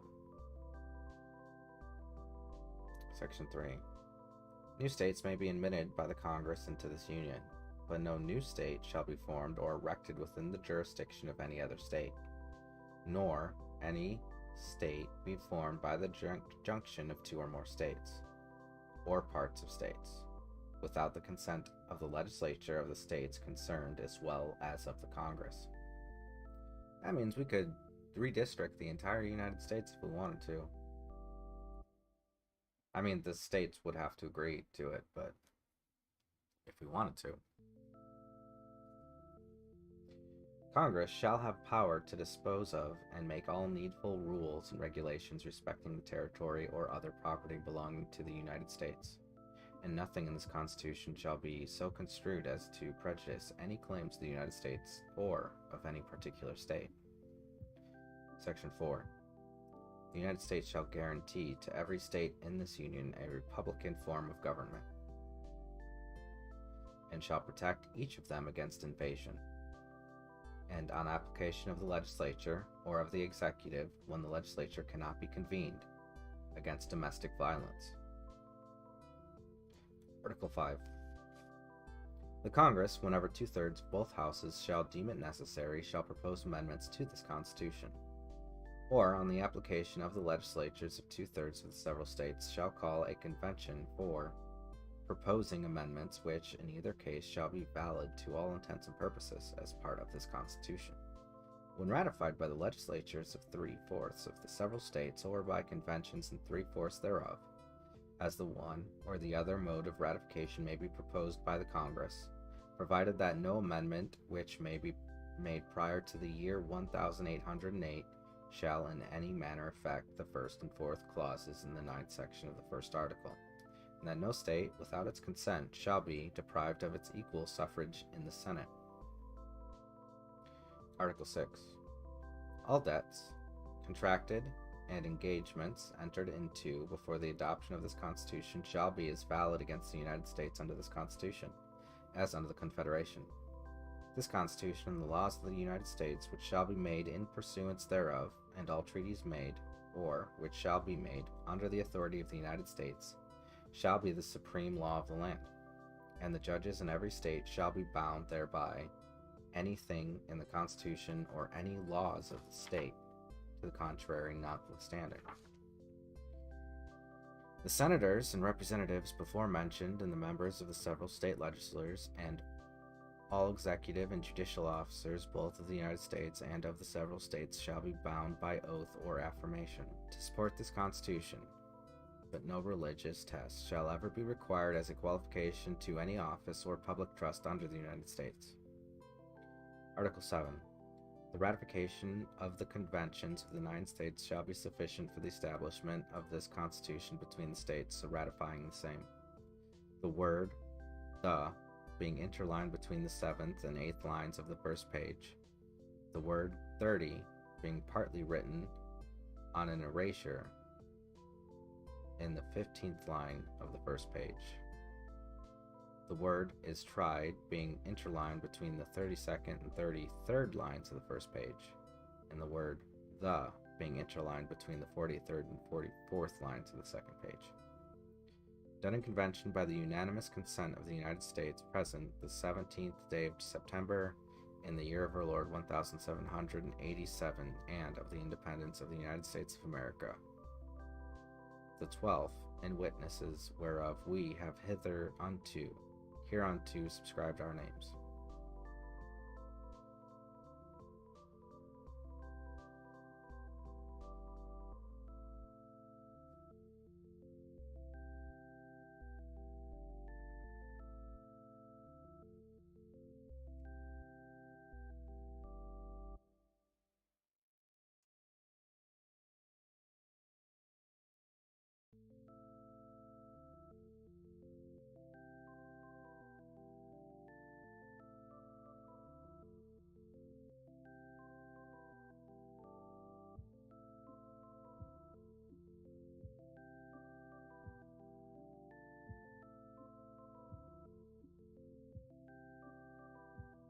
Every programmer knows that we don't do it by lines anymore.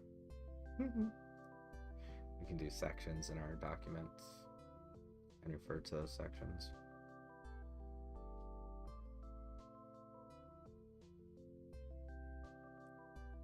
George Washington, President and Deputy from Virginia. New Hampshire, John Langdon, Nicholas Gilman. Connecticut, William Samuel Johnson, Roger Sherman. Massachusetts, Nathaniel Gorman, Rufus King. New York, Alexander Hamilton. New Jersey, William Livingston, David Brearley. William Patterson, Jonathan Dayton. Maryland, James McHenry.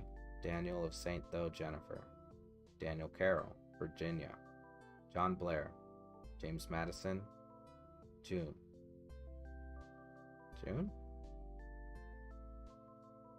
Pennsylvania, Benjamin Franklin, Thomas Mifflin, Robert Morris, George Clymer, Thomas Fitzsimmons, Jared Ingersoll, James Wilson, Governor Morris. Delaware, George Reed, Gunning Bedford, John Dickinson, Richard Bassett, Jacob Broom. North Carolina, William Blunt, Richard Dobbs Spate, Hugh Williamson. South Carolina, John Rutledge, Coatesworthy Pickney, Pierce Butler. Georgia, William Few, Abraham Baldwin. Contested by William Jackson, Secretary.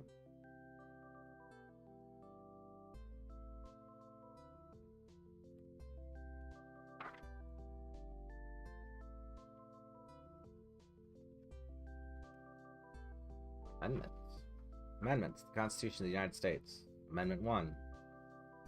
Congress shall make no law restricting an establishment of religion, or prohibiting the free exercise thereof, or abridging the freedom of speech, or the press, or the right of the people peaceably to assemble, and to petition the government for a redress of grievances. Amendment 2. A well-regulated militia being necessary to the security of a free state, the right of the people to keep and bear arms shall not be infringed. Amendment 3. No soldier shall, in the time of peace, be quartered in any house, without the consent of the owner, nor in a time of war, but in a manner to be prescribed by law. Amendment 4. The right of the people to be secure in their persons, houses, papers, and effects against unreasonable searches and seizures shall not be violated, and no warrants shall issue but upon probable cause, supported by oath or affirmation, and particularly describing the place to be searched and the persons or things to be seized.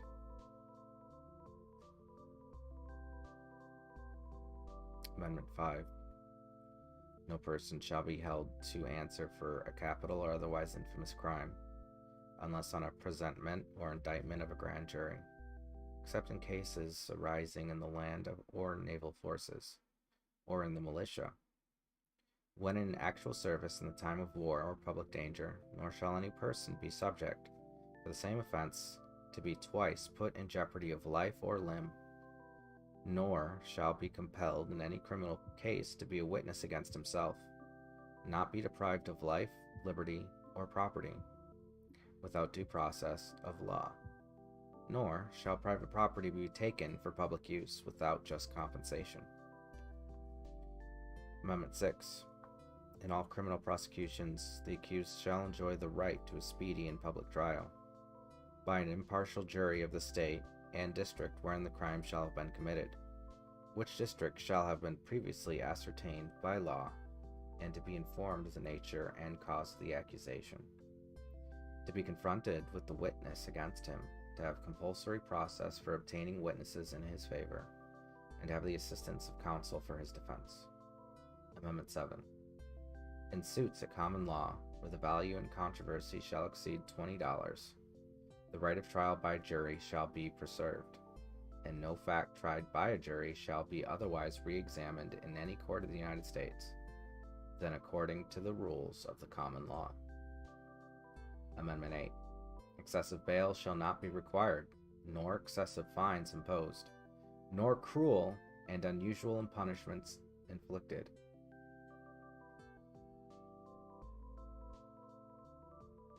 We got a problem with that excessive bail. Amendment 9. The enumeration of the Constitution of certain rights and fines. The enumeration in the Constitution of certain rights shall not be construed to deny or disparage others retained by the people. The enumeration in the Constitution of certain rights shall not be construed to deny or disparage others retained by the people. Amendment 9.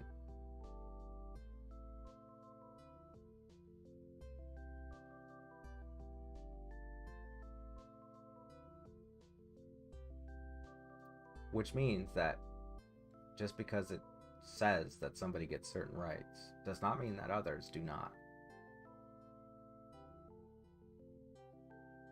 Which means everybody has the same rights.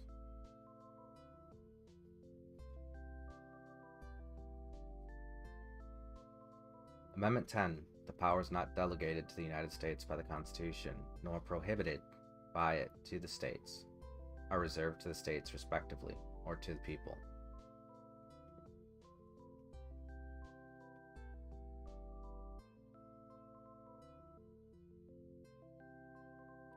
Amendment 11.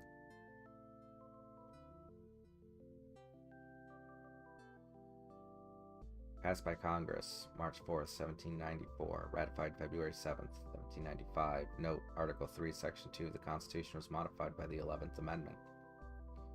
The judicial power of the United States shall not be construed to extend to any suit in law or equity, commenced or prosecuted against one of the United States by citizens of another state, or by citizens or subjects of any foreign state.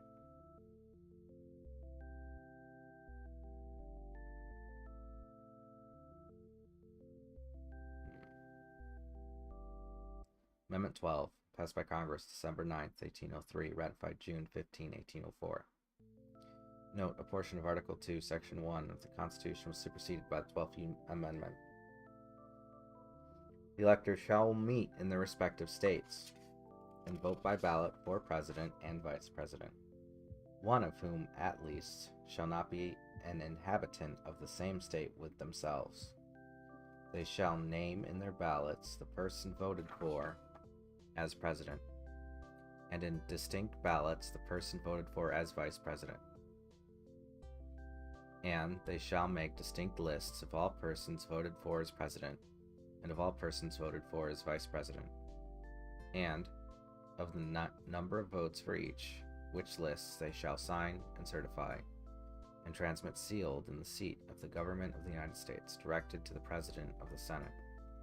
The President of the Senate shall, in the presence of the Senate and House of Representatives, open all the certificates, and the votes shall then be counted. The person having the greatest number of votes for President shall be the President, if such a number be a majority of the whole number of electors appointed, and if no person have such majority, then from the persons having voted the highest numbers not exceeding 3 on the list of those voted for as president, the House of Representatives shall choose immediately by ballot the president. But in choosing the president, the votes shall be taken by states, the representative from each state having 1 vote. A quorum for this purpose shall consist of a member or members of 2/3 of the states, and a majority of all the states shall be necessary to a choice. And if the House of Representatives shall not choose a president, or whenever the right of choice shall devolve upon them, before the 4th day of March next following, then the Vice President shall act as President. As in case of the death or other constitutional disability of the President, the person having the greatest number of votes as Vice President shall be the Vice President. Such number be a majority of the whole number of electors appointed. And if no person have a majority, then, from the 2 highest numbers on the list, the Senate shall choose the Vice President. A quorum for the purpose shall consist of 2/3 of the whole number of senators, and a majority of the whole number shall be necessary to a choice. But no person constitutionally ineligible to the office of the President shall be eligible to that of Vice President of the United States. Does that mean that we vote for Vice President separately from the President? Or we can, if we wanted to?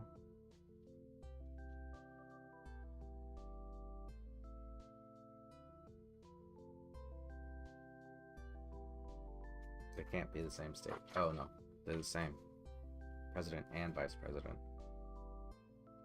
Amendment 13, passed by Congress January 31st, 1865, ratified December 6, 1865. A portion of Article 4, Section 2 of the Constitution was superseded by the 13th Amendment. Section 1. Neither slavery nor involuntary servitude, except as punishment for a crime whereof the party shall have been duly convicted, shall exist within the United States, or any place subject to the jurisdiction. Section 2. Congress shall have power to enforce this article by appropriate legislation. Oh my. Neither slavery nor involuntary servitude, except as punishment for a crime of whereof the party shall have been duly convicted. Does that mean that if you take a plea bargain, you don't count as being duly convicted, which means you can't be prescribed involuntary servitude?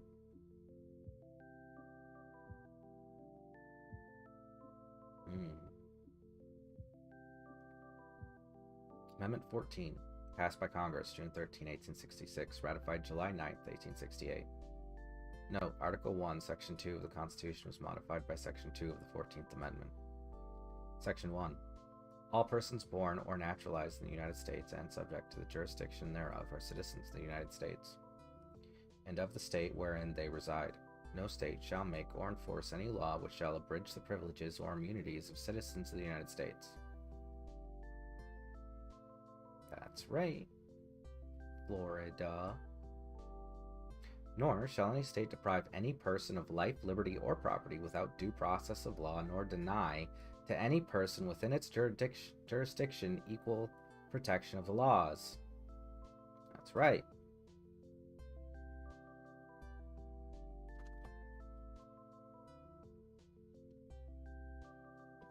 So all those laws against trans people, federally illegal. 14th Amendment. Section 2. Representatives shall be apportioned among the several states according to their respective numbers, counting the whole number of persons in each state, excluding Indians not taxed. But when the right to vote at any election for their choice of electors for President and Vice President of the United States, representatives in Congress, the executive and judicial officers of a state, or the member of the legislature thereof is denied to any of the male inhabitants of each state, being 21 years of age, and citizens of the United States are in any way abridged, except for participation in rebellion or other crime. The basis of representation therein shall be reduced in proportion which the number of such male citizens shall bear to the whole number of the male citizens 21 years of age in such state. Section 3. No person shall be a senator or representative in Congress, or elector of president and vice president, or hold any office, civil or military, under the United States or under any state, who, having previously taken an oath as a member of Congress or as an officer of the United States, or as a member of any state legislature, or as an executive judicial officer of any state to support the Constitution of the United States, shall have engaged in insurrection or rebellion against the same.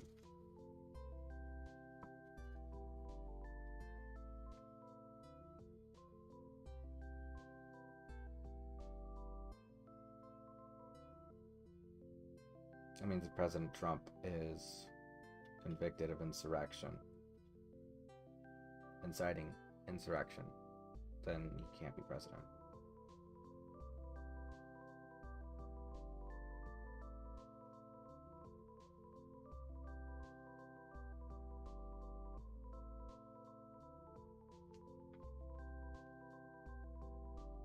Or given aid to or comfort to the enemies thereof, but Congress may, by a vote of 2/3 of each house, remove such a disability. But if they wanted, they could make it okay. Section 4. The validity of the public debt of the United States authorized by law, including debts incurred for payment or of pensions and bounties for services in suppressing insurrection or rebellion, shall not be questioned. But neither the United States nor any state shall assume or pay any debt or obligation incurred in aid of insurrection or rebellion against the United States, or claim for the loss of emancipation of any slave. But all such debts, obligations, and claims shall be held illegal and void.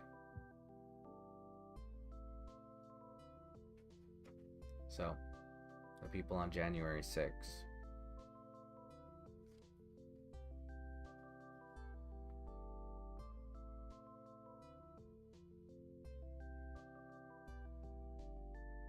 the reason why we're having trouble convicting them of insurrection is because we need to make absolutely sure that they did such a thing, that that was their intent, because some of them were military members. Some of the Congress members could be considered having given aid to them.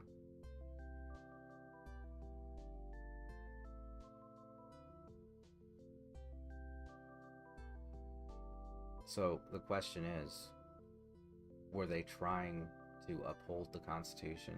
Did they believe that the Constitution was being affected, or did they want to overthrow the United States government?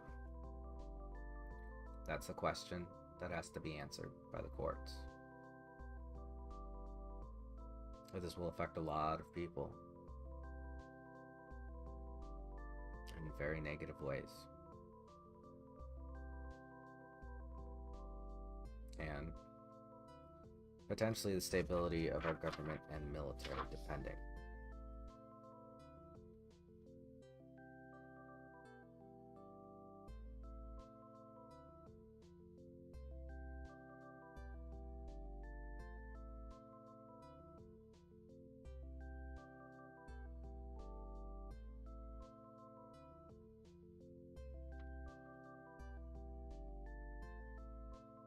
The validity of the public debt of the United States, authorized by law, including debts incurred for payments of pensions and bounties for services in suppressing insurrection, and rebellion, shall not be questioned.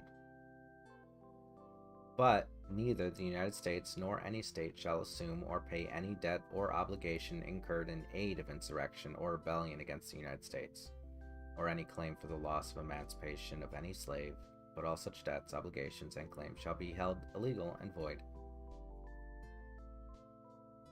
Right. So, if you're a veteran, or you have a pension, or you're getting government support of any kind, you can be completely denied it if you're held accountable for insurrection.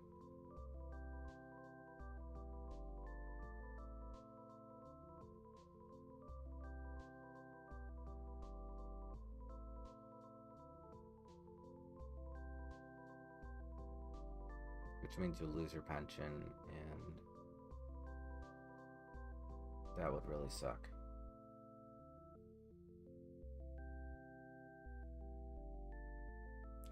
Section 5. The Congress shall have the power to enforce by appropriate legislation the provisions of this article. Amendment 15, passed by Congress February 26, 1869, ratified February 3, 1870. Section 1. The right of citizens of the United States to vote shall not be denied or abridged by the United States or by any state on account of race, color, or previous condition of servitude. Section 2. The Congress shall have the power to enforce this article by appropriate legislation.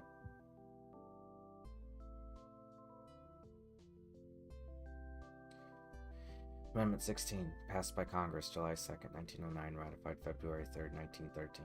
Note, Article 1, Section 9 of the Constitution was modified by the 16th Amendment. The Congress shall have power to lay and collect taxes on income from whatever source derived without apportionment among the several states, and without regard to any census or enumeration. Amendment 17, passed by Congress May 13, 1912, ratified April 8, 1913. Note, Article 1, Section 3 of the Constitution was modified by the 17th Amendment. The Senate of the United States shall be composed of 2 senators from each state, elected by the people thereof for 6 years. And each senator shall have 1 vote. The electors in each state shall have the qualifications requisite for electors of the most numerous branch of the state legislatures. When vacancies happen in the representation of any state in the Senate, the executive authority of such state shall issue writs of election to fill such vacancies, provided that the legislature of any state may empower the executive thereof to make temporary appointments until the people fill the vacancies by election as the legislature may direct. The amendment shall not be so construed as to affect the election or term of any senator chosen before it becomes valid as part of the Constitution.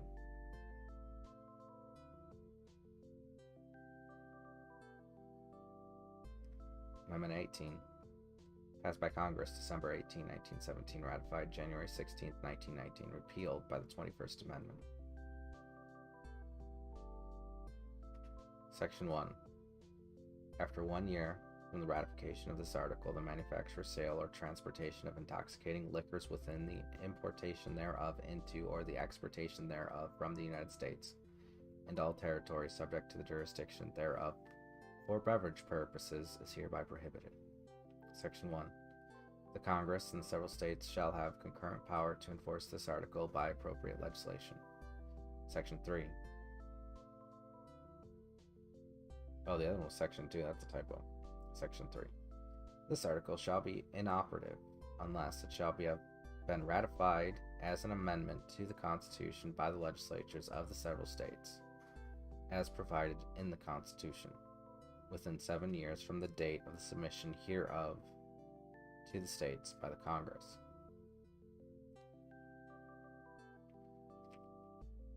Amendment 19, passed by Congress June 4, 1919, ratified August 18, 1920. The right of the citizens of the United States to vote shall not be denied or abridged by the United States or by any state on account of sex. Congress shall have power to enforce this article by appropriate legislation. Remember, no part of the Constitution, even the amendments, just because they give rights to one group, allowed to be taken away from another. Amendment 20, passed by Congress March 2nd, 1932, ratified January 23rd, 1933. Note, Article 1, Section 4 of the Constitution was modified by Section 2 of this amendment. In addition, a portion of the 12th Amendment was superseded by Section 3. Section 1. The terms of the President and the Vice President shall end at noon on the 20th day of January, and the terms of Senators and Representatives at noon on the 3rd day of January.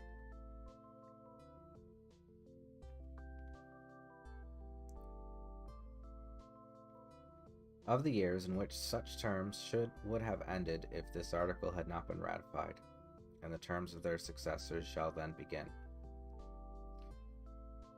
Section 2. The Congress shall assemble at least once in every year.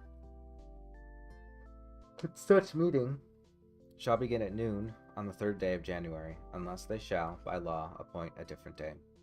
Section 3. If at the time fixed for the beginning of the term of the President-elect shall have died, the Vice President-elect shall become President. If a President shall not have been chosen before the time fixed for the beginning of his term, or if the President-elect shall have failed to qualify, then the Vice President-elect shall act as President until a President shall have qualified.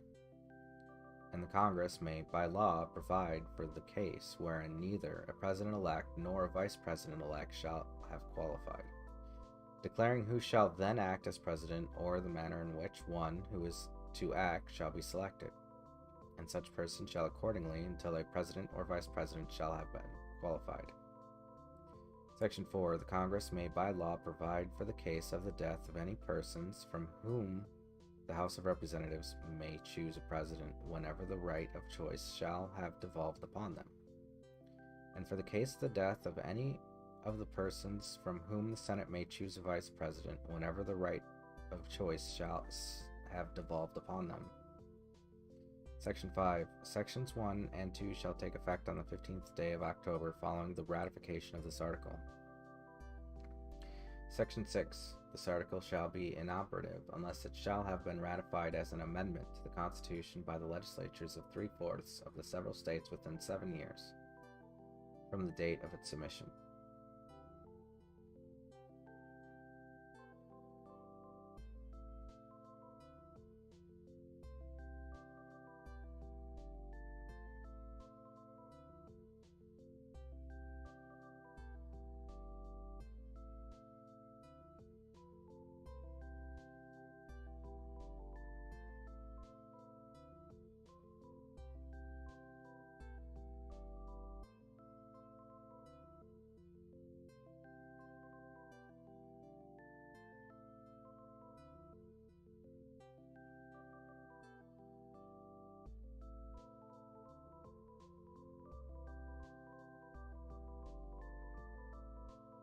So, the House of Representatives can choose anybody to be president, and the Senate may choose anybody to be vice president in the event that both have ceased.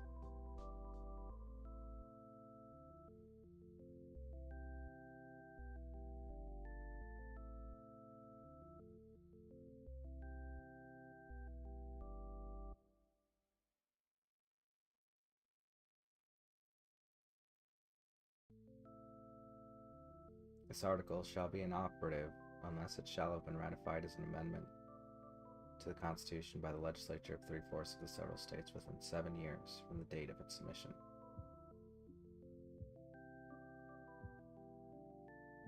Amendment 21, passed by Congress February 20th, 1933, ratified December 5th, 1933. Section 1. The 18th article of amendment to the Constitution of the United States is hereby repealed. Section 2. The transportation or importation into any state, territory, or possession of the United States for delivery or use therein of intoxicating liquors, in violation of the laws thereof, is hereby prohibited. Section 3. This article shall be inoperative unless it shall have been ratified as an amendment to the Constitution by conventions in the several states. What is there in the ink blot? As provided in the Constitution within 7 years from the date of the submission hereof to the States of Congress. Amendment 22, Section 1. No person shall be elected to the office of President more than twice. No person who has held the office of President or acted as President for more than 2 years of a term to which some other person was elected President shall be elected to the office of President more than once.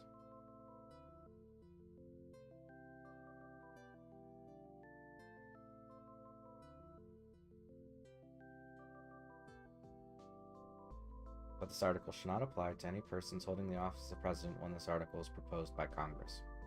It shall not prevent any person who may be holding the office of President or acting as President during the term within which this article becomes operative from holding the office of President or acting as President during the remainder of such term. Section 2.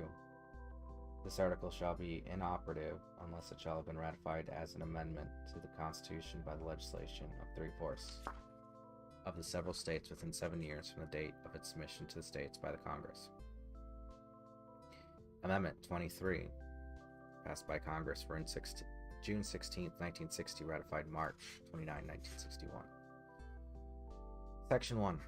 The district constituting the seat of the government of the United States shall appoint in such manner as Congress may direct a number of electors of President and Vice President equal to the whole number of senators and representatives in Congress to which the district would be entitled if it were a state, but no event more than the least populous state.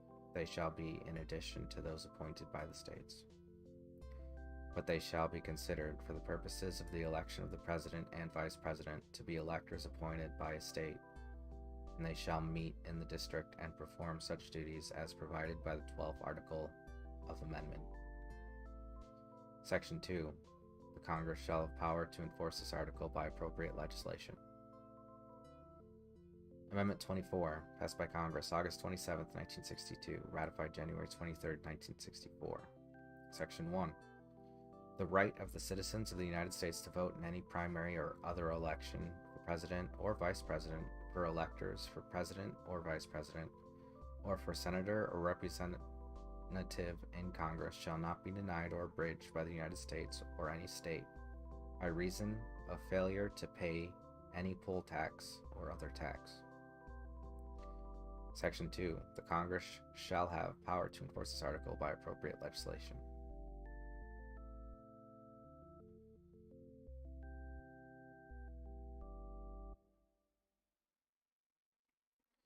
Amendment 25, passed by Congress July 6, 1965, ratified February 10, 1967.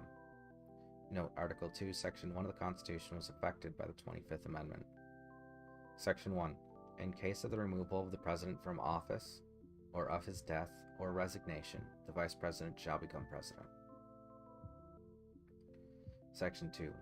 Whenever there is a vacancy in the office of the Vice President, the President shall nominate a Vice President, who shall take office upon confirmation by a majority of both houses of Congress. Section 3. Whenever the President transmits to the President pro tempore of the Senate and the Speaker of the House of Representatives his written declaration that he is unable to discharge the powers and duties of his office, and until he transmits to them a written declaration to the contrary, such powers and duties shall be discharged by the Vice President as acting President. Section 4.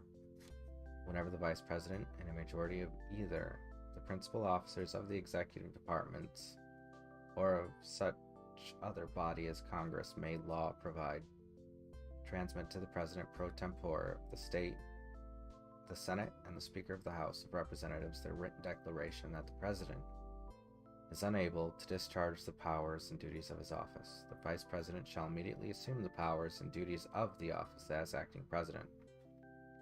Thereafter, when the President transmits to the President pro tempore of the Senate and the Speaker of the House of Representatives his written declaration that no inability exists, he shall resume the powers and duties of his office unless the Vice President and a majority of either the principal officers of the executive department or of such other body as Congress may by law provide transmit within 4 days to the President pro tempore of the Senate and the Speaker of the House of Representatives the written declaration that the President is unable to discharge the powers and duties of his office.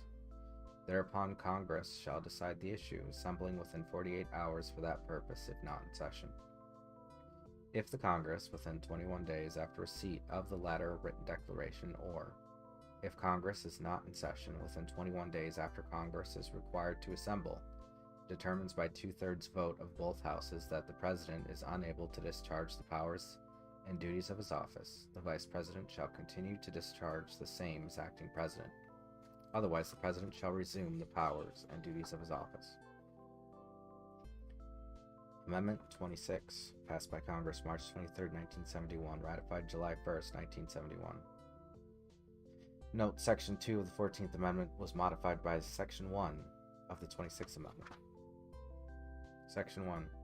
The right of the citizens of the United States who are 18 years of age or older to vote shall not be denied or abridged by the United States, or by any state on account of age. Section 2. Congress shall have the power to enforce this article by appropriate legislation. So, it was originally 21 for voting. And this one lowered it to 18, which is probably why there's a disparity in the drinking laws. Section 2. The Congress shall have power to enforce this article by appropriate legislation. Amendment 28, originally proposed September 25th, 1789, ratified March 7th, 1992.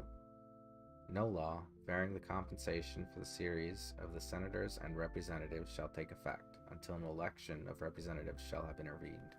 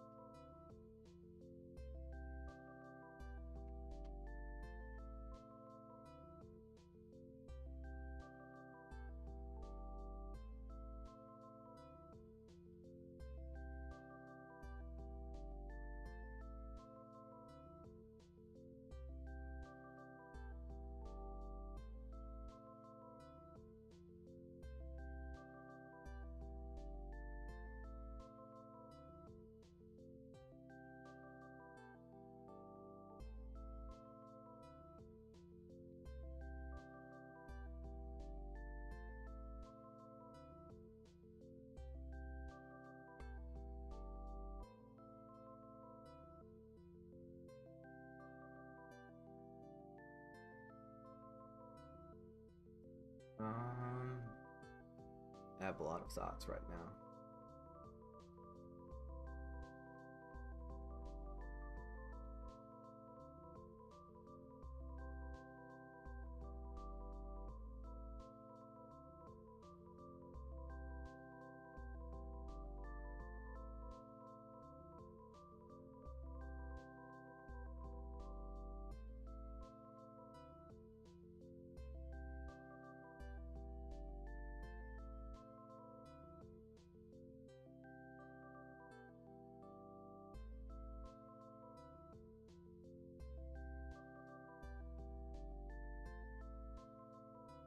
That was a lot of reading.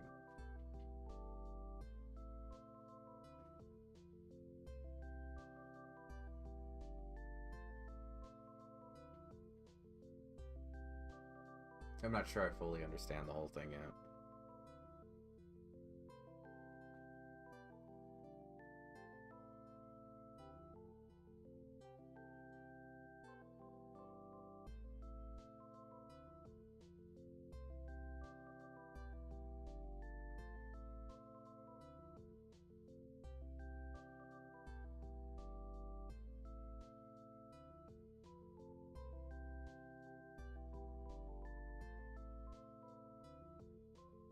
It's a path of continual improvement and refinement.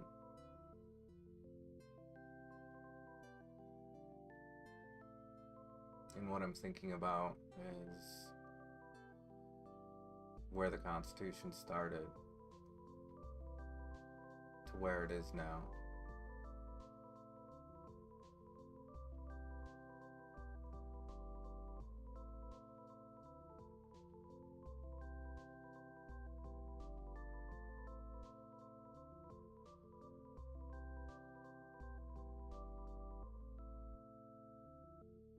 And I'm thinking about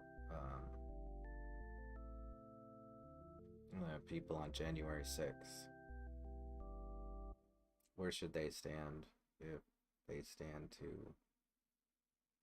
lose their whole future.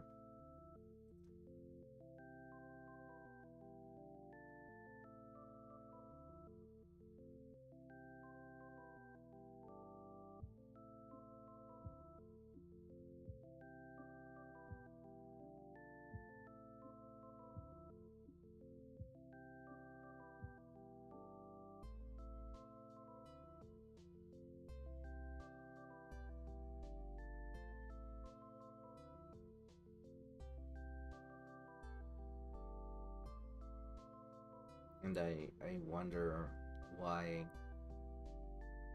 the news media is flooded with just law after law being created that wants to take people's rights away, wants to take people's children away.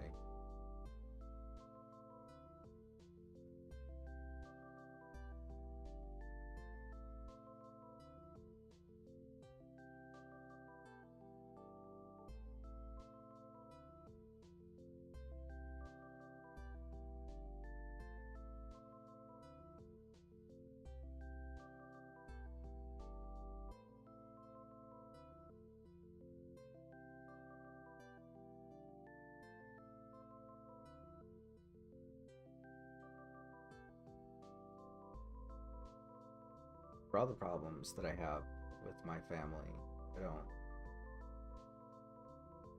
blame them, because the system failed them as they failed me. The system failed me.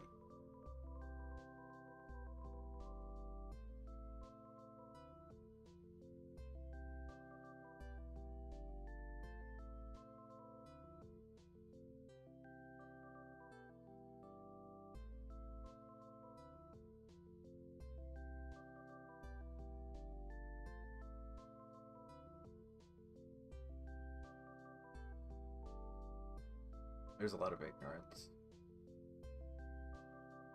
in people's minds and hearts.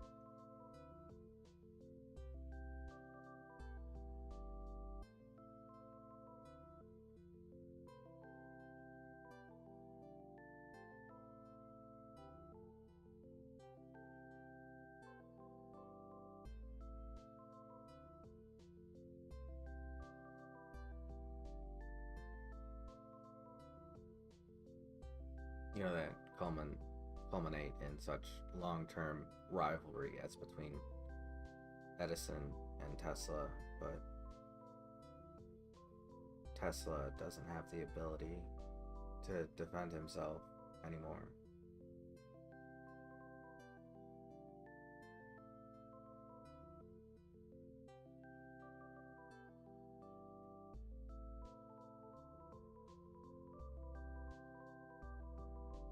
That's what we talk about when talking about punching down. There is no Tesla company that was formed by Tesla. The current one is created in memory of Tesla.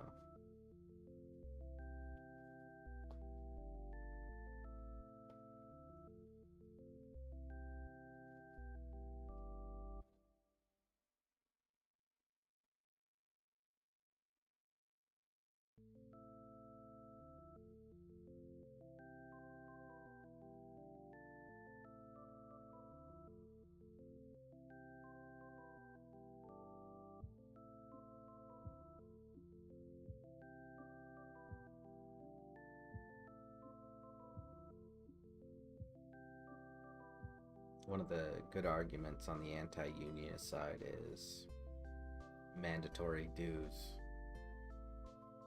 taken directly out of your paycheck. I don't know what those are for.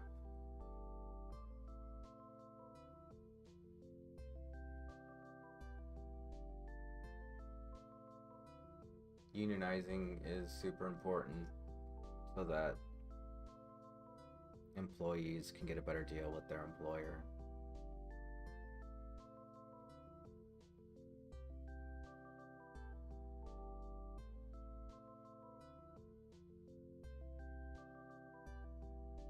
But I don't understand the dues part.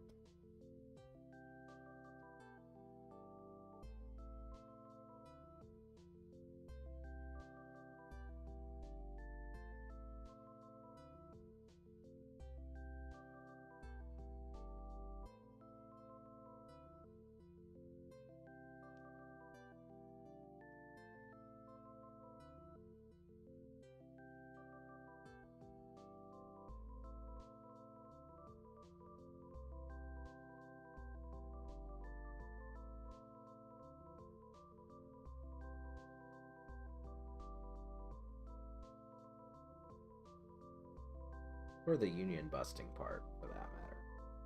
That's dumb.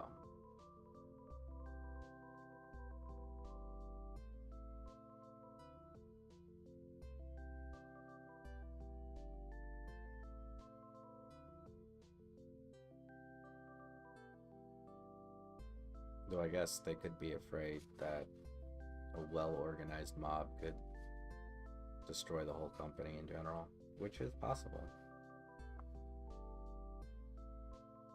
And an inappropriate union leader could do it for malicious reasons. But nobody talks about that, so I haven't seen any evidence of it. Just maybes, ifs, theoreticals.